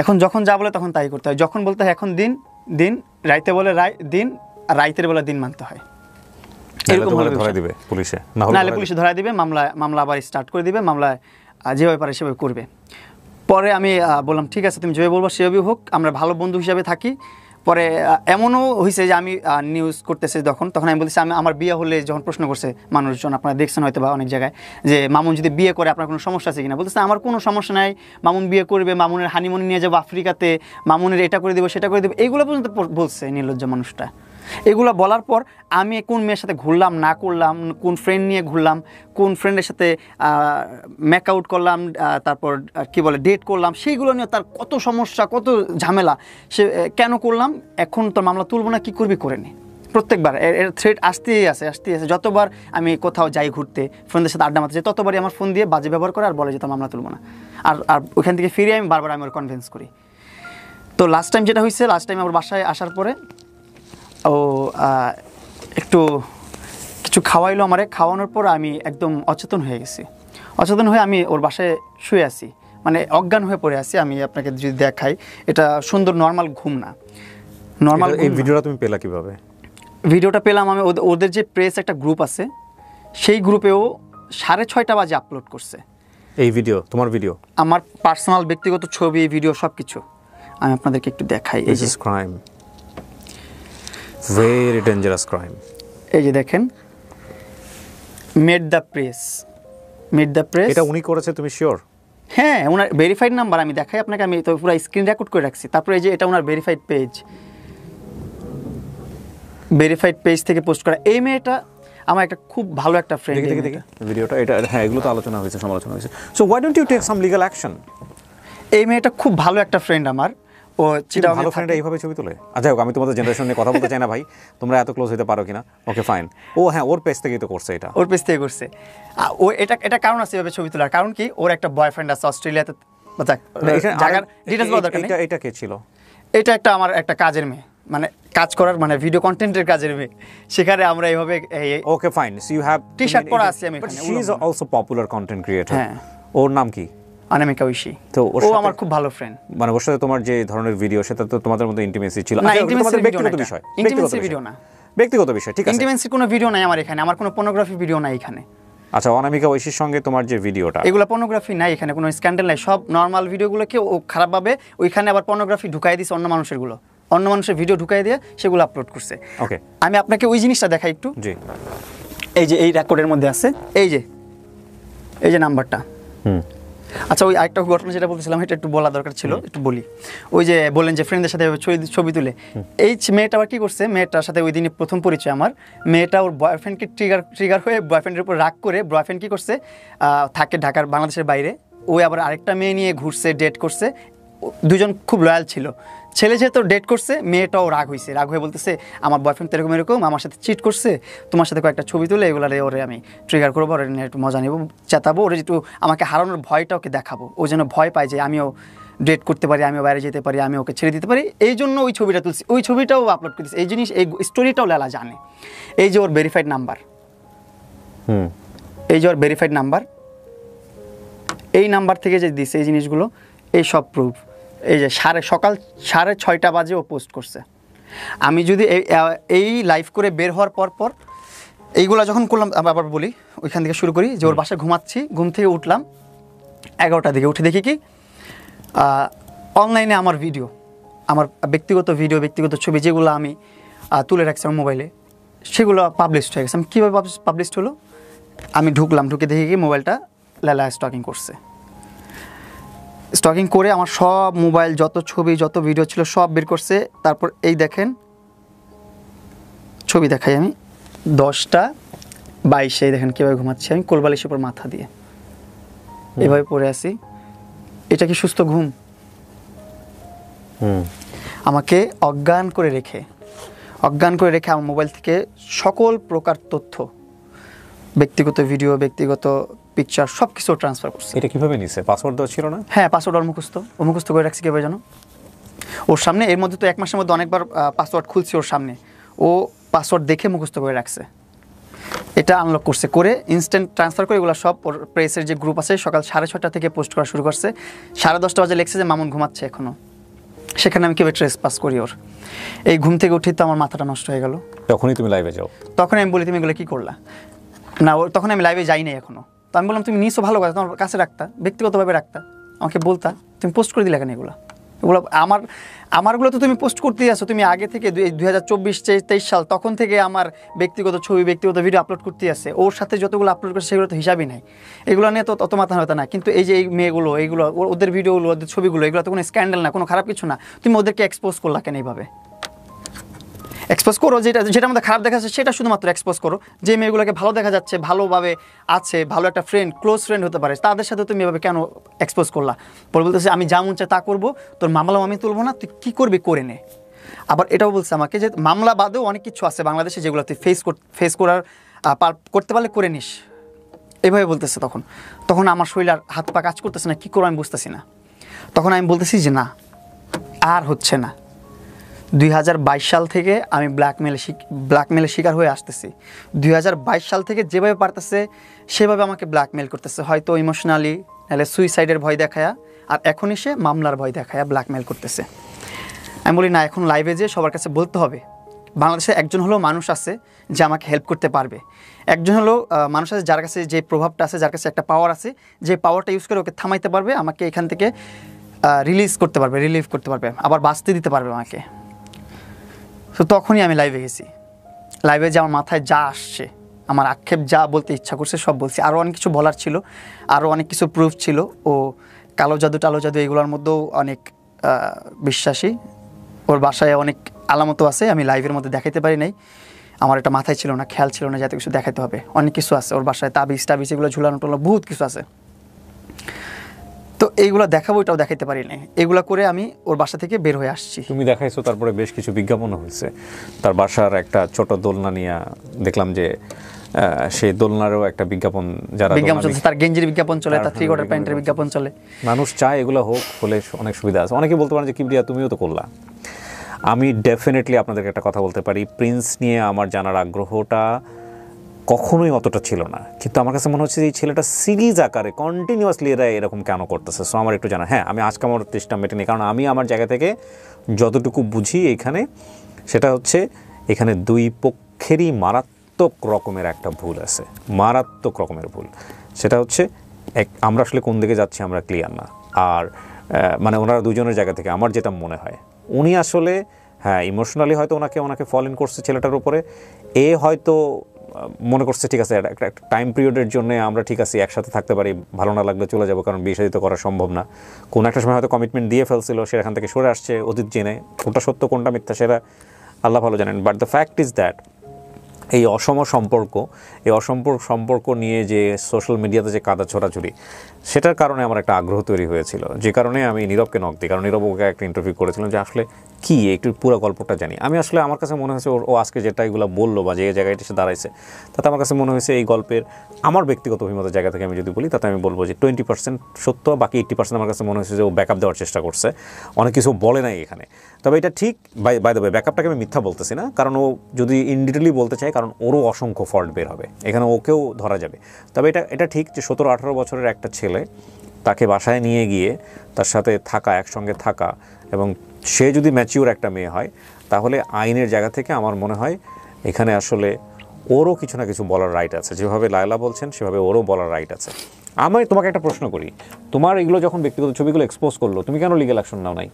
তোমার কোনো লয়ার ছিল না মাঝখানে? তুমি একজন লয়ার পাইছিলে, এর মধ্যে তুমি তার সাথে আবার টিকটক করতেছিলা। ওর বাসা থেকে বের হওয়ার পরপরই ও ক্যান্টনমেন্ট থানায় যে আরেকটা অভিনয় সাজায় আরেকটা মামলা করছে আমার নামে। বাসা থেকে বের হওয়ার পরপরই? হ্যাঁ। এই লাইভ করার পরপরই? হ্যাঁ। মামলা করা কি এত সহজ? মামলা গেলে আর ওর মামলা নেয়ও। এই জন্যই আমি আপনার কাছে ব্যক্তিগতভাবে কেন মনে হয়েছে যে আমি আসলে কাল্পনিকভাবে কথাগুলো বলতেছি জানি না। আমি যতগুলো কথা বলছি, ব্যাকআপ দেওয়ার জন্য আমার কথা না, যতগুলো কথা বলছি একটা চুলো মিথ্যা না। এটা যদি আপনি আমাদের পবিত্র কোরআন শরীফ এনে দেন, সেটার উপরে হাত রেখে আমি বলতে পারবো আমার একটা ওয়ার্ডও মিথ্যা না। এমন আছে যে আরো অনেক ধরনের কথা আছে যেগুলো বলি নাই। হ্যাঁ ঠিক আছে, অনেক কথা বলতে গেলে তো আবার 4 বছরই লাগবে, 4 বছরের গল্প বলতে গেলে। তুমি এই যে এতগুলো মামলা, তোমার 5টা মামলা করছো তাই না? 5টা তো বলছো? 6টা টোটাল, 6টা মামলা চলতেছে। কি কি মামলা? অ্যাটেম্পট টু মার্ডার 2টা। অ্যাটেম্পট টু 2টা? হ্যাঁ। তারপর ধর্ষণ মামলা? হ্যাঁ। তারপর মানহানি মামলা? তারপর আপনার ভরণ পোষণ দেই না। ভরণ পোষণ তুমি দিবা কিভাবে? সেটা জানি না, ও করছে ভাটার থানায় যা করছিল যেটা। ভরণ পোষণ তো বিয়ের সম্পর্কের পরে আসে। তারপর 2টা হুমকির মামলা দিছে যে আমি নাকি হুমকি দিছি যে মামলা তোলার জন্য। আচ্ছা, এগুলো করছেও। তো তুমি জামিনে আছো কোন মামলায়? সবগুলোতে জামিনে আছি, একটাতে জামিন নাই যেটা নতুন করছে। এজন্য আমি খুব আতঙ্কের মধ্যে আছি। আমি যে কোনো সময় তুমি আবার অ্যারেস্ট হয়ে যাবে। আমি যে কোনো সময় আবার অ্যারেস্ট হতে পারি। ওর লয়াররাও এত এডুকেটেড মানুষ, সে বলতেছে আমি চাই না মামুন লালার কাদা ছিটাছিটি করুক, তারপরেও তারা মামলা রেডি করে দিচ্ছে, কিভাবে ট্র্যাপ তৈরি করতে হবে সেটাও শিখিয়ে দিচ্ছে। কিন্তু তাহলে তোমাদের জায়গা থেকে তোমরা যে বারবার বসার পর আসলে লায়লা এখন কি চাচ্ছে তোমার কাছে? মানে মামলাগুলো কেন কি চাচ্ছে? আপনার যখন মামলা করে তখন আমাকে এক মেসেজ দিচ্ছে একটা, আমি আপনাকে দেখাবো, আমি দিয়েও দিব আপনাকে, আপনি যদি ইউজ করেন আরও বেটার, আমার জন্য অনেক উপকার হবে। সেখানেও বলতেছে মামলা দুইটা কাজ করা যায়, এক হচ্ছে তুলে নেওয়া, আর এক হচ্ছে যেভাবে চলতেছে এভাবে চলা। যদি চাও তুলে নেই, তাহলে তোমার দুইটা উপায় আছে। এক, আমার সাথে লিভ টুগেদারে থাকতে হবে, আমার সাথে থাকতে হবে, আবার রিলেশনশিপে থাকতে হবে। সেকেন্ড হচ্ছে আমাকে ফিজিক্যালি অ্যাসল্টের জন্য 90 লক্ষ টাকা জরিমানা দিতে হবে। এটা হচ্ছে লাইলা কনভারসেশন, আমার কাছে স্ক্রিনশট আছে, আমি দিচ্ছি আপনাকে। এটা এই ছিল ওর প্রথম কনভারসেশন। এখন ওর কনভারসেশন কী বা ওর চাহিদা কী আমি বুঝতেছি না। কারণ 1 মাস আগে বলছে যে মামুনের কাছ থেকে কোনো ধরনের চাহিদা আমার নাই, মামুন আমার কাছে অনলাইনে সরি বলবে, আমি মামুনকে সরি বলবো, মামলা তুলে ফেলবো। কিন্তু এখন এসে আবার ওর অনেক ধরনের চাহিদা শুরু হচ্ছে। এখন আবার ও পোস্ট করে মামুন করছে, আমি কেন করবো, আমি সিঙ্গেল একটা ছেলে, আমি কেন করবো, কাকে বলে বউ রেখে অন্য মেয়ে নিয়ে ফুষ্টিনিষ্ট করলে তাকে বলে পরকীয়া। ও কি বুঝে না? ও যেটা করছে সেটা হচ্ছে পরকীয়া। ওর তো লাইফের স্টোরির অভাব নাই। ওর যে কলিগরা আছে বা ওর যে ফ্রেন্ডসরা আছে, আমি তো আরও কয়েকজন মানুষের সাথে মিট হয়েছি, একজনের সাথে পরিচয় করাই দিছে, তারপরও সে কোনোভাবে ট্র্যাপ করে তাকে আমার কাছ থেকে সরাই দিছে যে সে যেন আমার সাথে কথা বলতে না পারে। তার কোনো বন্ধুর সাথে সে আমাকে মিশায় নাই, শুধুমাত্র 2টা পার্সনের সাথে মিলাইছিল। সে দুজনেই বসুন্ধরাতেই থাকে, মানে রাস্তার মধ্যে দেখা হয়েছে একজনের সাথে, আরেকজনের বাসায় নিয়ে গেছিলো দেখা করাইতে। এই 2টা পার্সনের সাথে দেখা করাইছে। তো একটা পার্সন যার সাথে রাস্তায় দেখা করাইছে, সে আমাকে বলছে তার কোনো ঠিক নাই, সে কত ছেলের সাথে প্রেম করছে, কত ছেলের সাথে ধরেছে, সে জামাই রেখে যে আরেকজনের সাথে করতো, এগুলোর কারণে ডিভোর্স হয়। শুধু সে এক আর্মি অফিসার রেখে আরেক আর্মি অফিসারের সাথে যে এইগুলো কথা ওই লোকগুলো বলছে আর কি, আমি আমার কাছে শোনা কথা এগুলো আর কি। বলে 4 বছর তুমি কই ছিলা, 4 বছরে তুমি খোঁজ পাও না। আমি খোঁজ পাই তো সরে আসতে চাইছি, তখন থেকে তো তুমি মামলা দিয়ে আটকে রাখছো আমাকে। আমি তো সরে যেতে চাইছি তখন থেকেই, আমি তো জানার আগে থেকেই সরে যেতে চাইছি। মানে তোমার সরে আসার মূল কারণটাই কি এটা, যে ওনার 2টো বিয়ে ছিল এটাই? এটা ছাড়াও আমি প্রথম থেকেও যখন ওর সাথে সম্পর্ক শুরু হয়, তখন আমাকে বলছে কোনো ধরনের কমিটমেন্ট নাই, আমার সাথে তোমার সংসার করতে হবে না, বিয়ে করতে হবে না, কিছু করতে হবে না, তুমি তোমার মতো লাইফ লিড করবো, আমি আমার মতো লাইফ লিড করবো, কিন্তু এই কিছুদিন আমার সাথে থাকো, এটা করো সেটা করো, ঠিক আছে। এর মধ্যে যখনই চলে আসি তখনই হাত কেটে ফেলে মরে যাবে, যখনই চলে আসি তখনই বিষ খায় মরে যাবে, যখনই চলে আসি তখনই হারপিক খেয়ে ফেলে মরে যাবে। এর দিয়ে ফোন দেওয়া হয়, তারা দিয়ে ফোন দেওয়া হয় যে মরে যাচ্ছে, মরে গেলে তখন আমি কি করবো? তখন এটা ব্ল্যাকমেল ছিল। এখন ওইগুলো আর ব্ল্যাকমেল মরে গেলে তুমি যে মামলা খাটবা, সেই মামলা তো হয়ে গেল 6টা। এখন তুমি হ্যাঁ ওই সেটাতে তুমি রাজি ছিল বলে এখন 6টা খাইছো, এই হচ্ছে বিষয়। মামলা খেয়ে গেছি কতগুলা। এখন আমি কার কাছে যে আমার দুঃখ বলবো, কার কাছে আমি প্রকাশ করবো? এই জন্য আপনাদের কাছে এসে আমি আমার মনের যে কথাগুলো এখানে কথা হচ্ছে না প্রিন্স, প্রথম কথা হচ্ছে যে তোমার বাকি বিষয়গুলো নিয়ে অনেক কথা হচ্ছে, সেগুলো নিয়ে আমার কোনো কোয়ারি নাই। আমি তোমার যে BMW নিয়ে কথা হচ্ছে, এগুলো নিয়ে কথা হচ্ছে, this are not my cup of T. But আমার মূল কথাটা হচ্ছে কি, এখানে লায়লা তোমাকে, তোমার কথা যদি আমি ধরে নেই সব কিছু সত্য, তাহলে লায়লা তোমাকে যে কোনো উপায়ে চায়, এটা হচ্ছে মূল কথা। যেটা না চাইলে তোমার নামে এতগুলো মামলা কেন দিবে? এখন বলতেছে আমি মামুনের কাছ থেকে, তুমি একটা কাজ করো, এখন আমি জানি এটা খুব ফানি হয়ে যাবে, তুমি দ্রুত একটা বিয়ে শাদী করে ফেলো। নাম্বার 1 পরামর্শ তোমাকে একটা দেই, তুমি যদি বাঁচতে চাও তুমি দ্রুত একটা বিয়ে শাদী করো। কারণ আমি তোমাকে কথা কেন বলছি, তুমি মামলা কম্প্রোমাইজ করার জন্য যেভাবে তার কাছে বারবার গেছো, তো আরও 2-4টা মামলা দিয়ে ফেললে তো আমার মনে হয় তুমি কোনো একদিন বিয়ের তো করতে রাজি হয়ে যাবা। যে মামলা বিয়ে করে ফেললে তাকে সে তো মামলা তুলে নেবে, কারণ হাজব্যান্ডের জন্য। এটা তো কোনো পদ্ধতি না। শোনো, তুমি এক ব্ল্যাকমেইলের ভয়ে তুমি আরও 10 বার ব্ল্যাকমেইল হইছো। তোমার কথা যদি সত্য আমি ধরেই নেই, সবকিছুতে তুমি হাত কাটা দেখে ভয় পাইছো, এবং এই হাত কাটা শুধুমাত্র একটা পুরুষের জীবনে বা একটা ছেলের জীবনে এগুলো এরকম হয়। ছেলেরা হাত কাটে না, মেয়েরাই কাটে। উইথ ডিউ রেসপেক্ট, আমি কাউকে অপমান করছি না, বা যেটা সত্য, ছেলেরা হয়তো খুবই কম কাটে, বা বেশিরভাগ মেয়েরাই কাটে। এবং এই হাত কাটা দেখে ভয় পাইলে, কিংবা ওই যে রশি ঝুলাই ফেলছে এটা দেখে ভয় পাইলে, ওই পুরুষের জীবন, ওই ছেলের জীবন সারা জীবন ওইখানেই আটকায় থাকবে। প্রথম কথা হচ্ছে এটা। তুমি এটা ভয় পাইছো, ভয় পায়া তুমি এখান থেকে বের হয়ে আসতে পারো নাই, তুমি কম্প্রোমাইজ করছো, তোমার পার্সোনালিটিও জাজ করে ফেলছে। যদি তুমি যা বলছো যদি সত্য হয়ে থাকে, ইভেন ডেফিনেটলি এগুলাই ঘটে আমাদের সোসাইটিতে। তোমার পার্সোনালিটিও জাজ করে ফেলছে যে এই ছেলে তো ভয় পায়, তো যে কারণে তোমাকে ভয় পায় সে অ্যাচিভ করতে চাইছে, এবং তোমাকে তুমি যেভাবে ভয় পাবা সেভাবে সে রাস্তাতেই গেছে। তুমি মামলার ভয় পাইছো, পুলিশের ভয় পাইছো, জেলের ভয় পাইছো, আলটিমেটলি তোমাকে সে সেই জায়গাটাই নিয়ে গেছে। এখন আমার কথা হচ্ছে প্রিন্স, তুমি জেল থেকে ঘুরে আসছো, সে যদি অন্যায় করে থাকে তাহলে তুমি জেলের ভয় কি জন্য পাচ্ছ? সে যদি অন্যায় করে থাকে তুমিও আইনের অ্যাকশন নাও।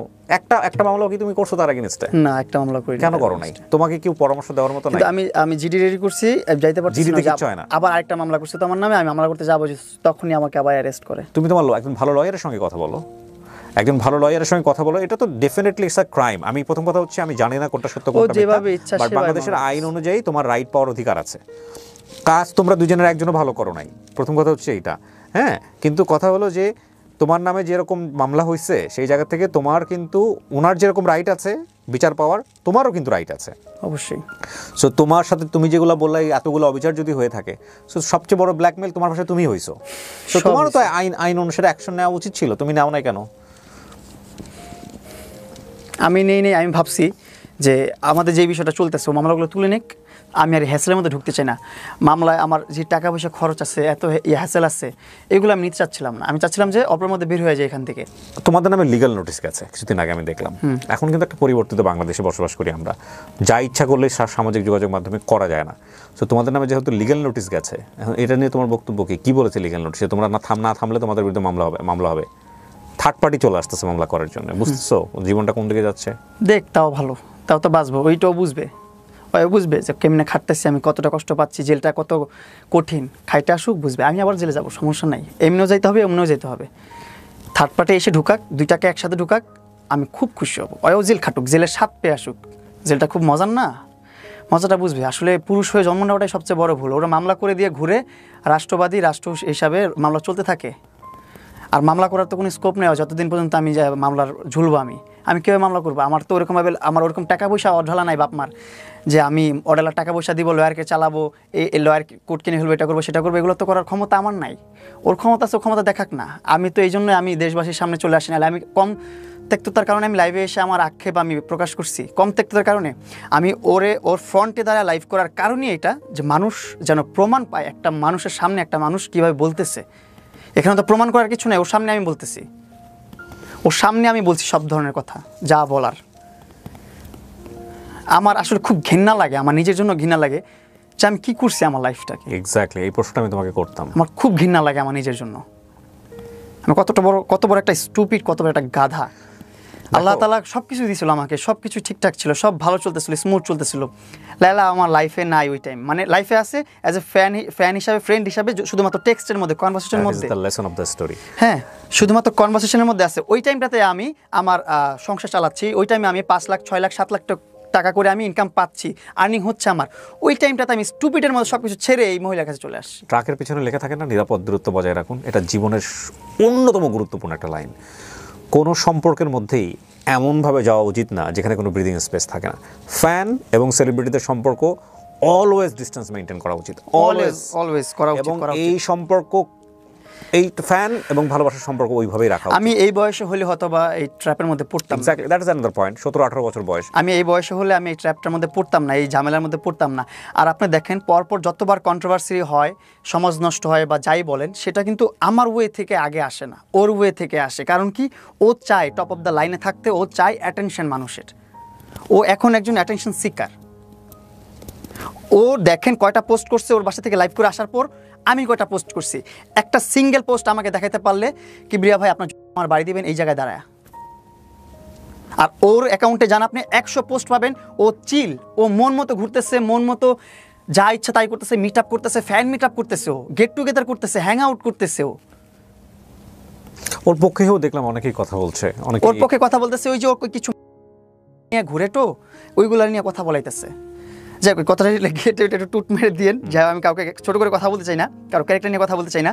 কিন্তু ওই লোকগুলো এসে বলে যে আমি সাক্ষী ছিলাম মামুন লায়লার বিয়েতে। আমি আপনাকে একটু শোনাই এই কথাটা। তোমরা বিয়ে শাদী করছো নাকি? এই কথাটা আমি শোনাই, এই লাইনটাও, এই টপিকটাও একটু কথা বলা দরকার আমার এখন। আমি একটু বলি, আগে প্রথমে ভিডিওটা বের করি। প্রথমত এই যে ওর ভেরিফাইড পেজ থেকে, ওর অরিজিনাল পার্সোনাল পেজ থেকে আমাদের নিকানামা আপলোড করছে যে আমরা বিবাহিত। তারপর জবানবন্দি, এই যে যাকে নিয়ে যে ওর সাপোর্টার। স্ক্রিনে যে পেপারস দেখছেন এটা ওদের বিয়ের কাগজ। পুরো দুনিয়া লায়লাকে খারাপ বললেও আমি বলি না, কারণ আমি রিয়েল ঘটনাটা জানি। দুবার হুজুর ডেকে ওদের বিয়ে পড়ানো হয়েছে।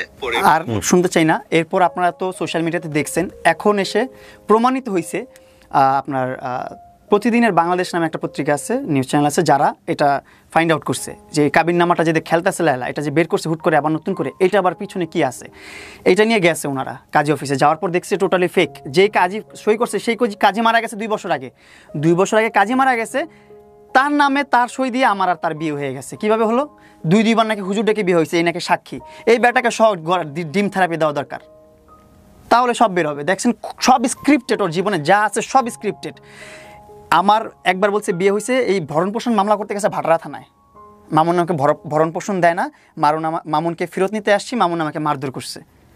আপনারা খোঁজ নিলে আমি জিডি পেপারটাও আপনাকে পাঠিয়ে দেবো, সমস্যা নেই। কোন ধরনের মামলাও করে নাই। তার মানে তুমি বলতে চাচ্ছ যে কাবিনটা ঠিক নাই, ফেক? ঠিক নাই, ফেক, টোটালি ফেক। এটাও বানাইছে আমাকে আবার আরেক ট্র্যাপে ফালানোর জন্য। এখন আবার আরেকটা ট্র্যাপে ফালানোর জন্য এই কাবিনটাও তৈরি করছে টাকা দিয়ে।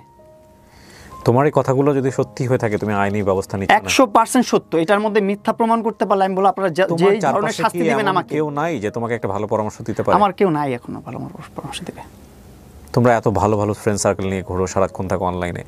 আমি যেটা দেখতে পাচ্ছি, তোমার কথা যদি আমি সমস্ত কিছু বিশ্বাস করিনি, তাহলে তো তোমার নামে যেগুলো মামলা হয়েছে সেই মামলাগুলো ওনার নামে হওয়া উচিত। অবশ্যই হওয়া উচিত।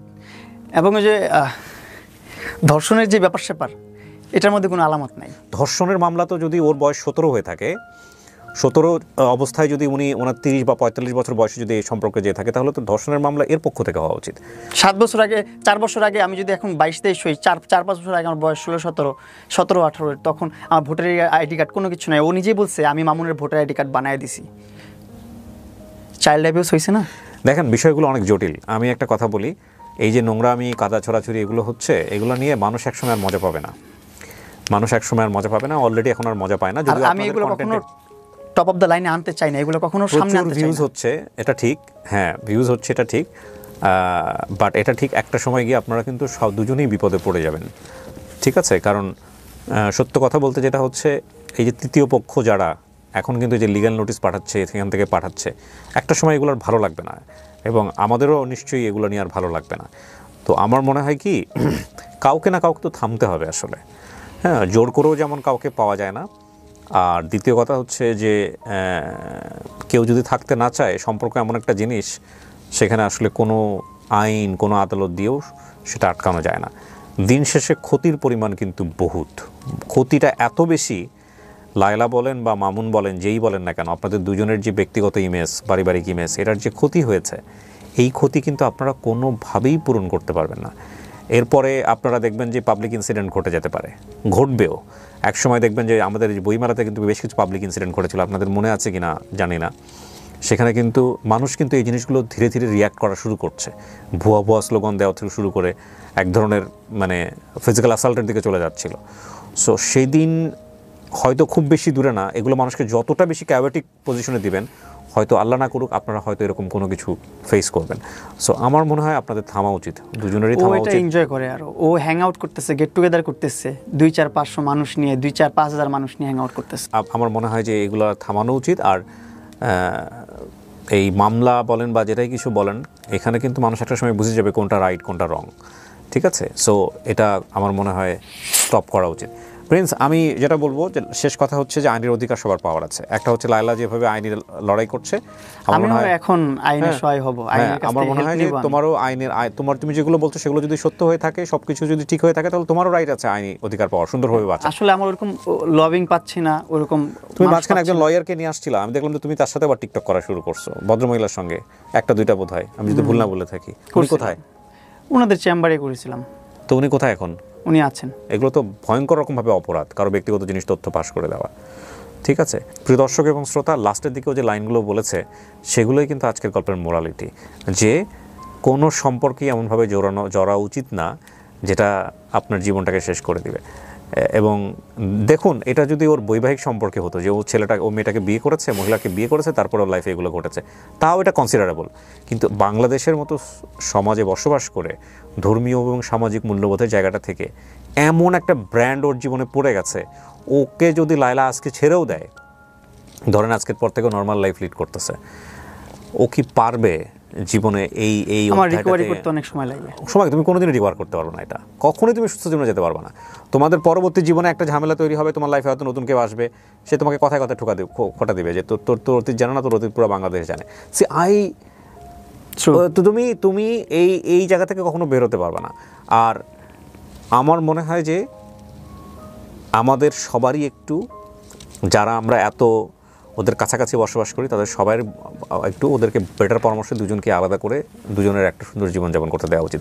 বাট এখানেও কথা হচ্ছে যে আসলেই কি ওনারা নিজেরা চায়? আসলেই কি অধ্যায়টা এখানে শেষ হলো? কিন্তু আমি যে কোনো মুহূর্তে এই অধ্যায় শেষ চাই, যেভাবে হোক, এনি হাউ এনি কস্ট। শেষ করছি আমরা আজকের মতো। অধ্যায় শেষ হলো কিনা জানি না, দুজনেই আপনারা স্বাভাবিক জীবনযাপন করেন, আমরাও স্বাভাবিক জীবনযাপন করি, এটাই আমরা চাই। আমি স্বাভাবিক জীবন ফিরে পেতে চাই আপনাদের মাধ্যমে। সো ভালো থাকেন, এই শেষ করছি আমরা আজকের মতো। আসসালামু আলাইকুম।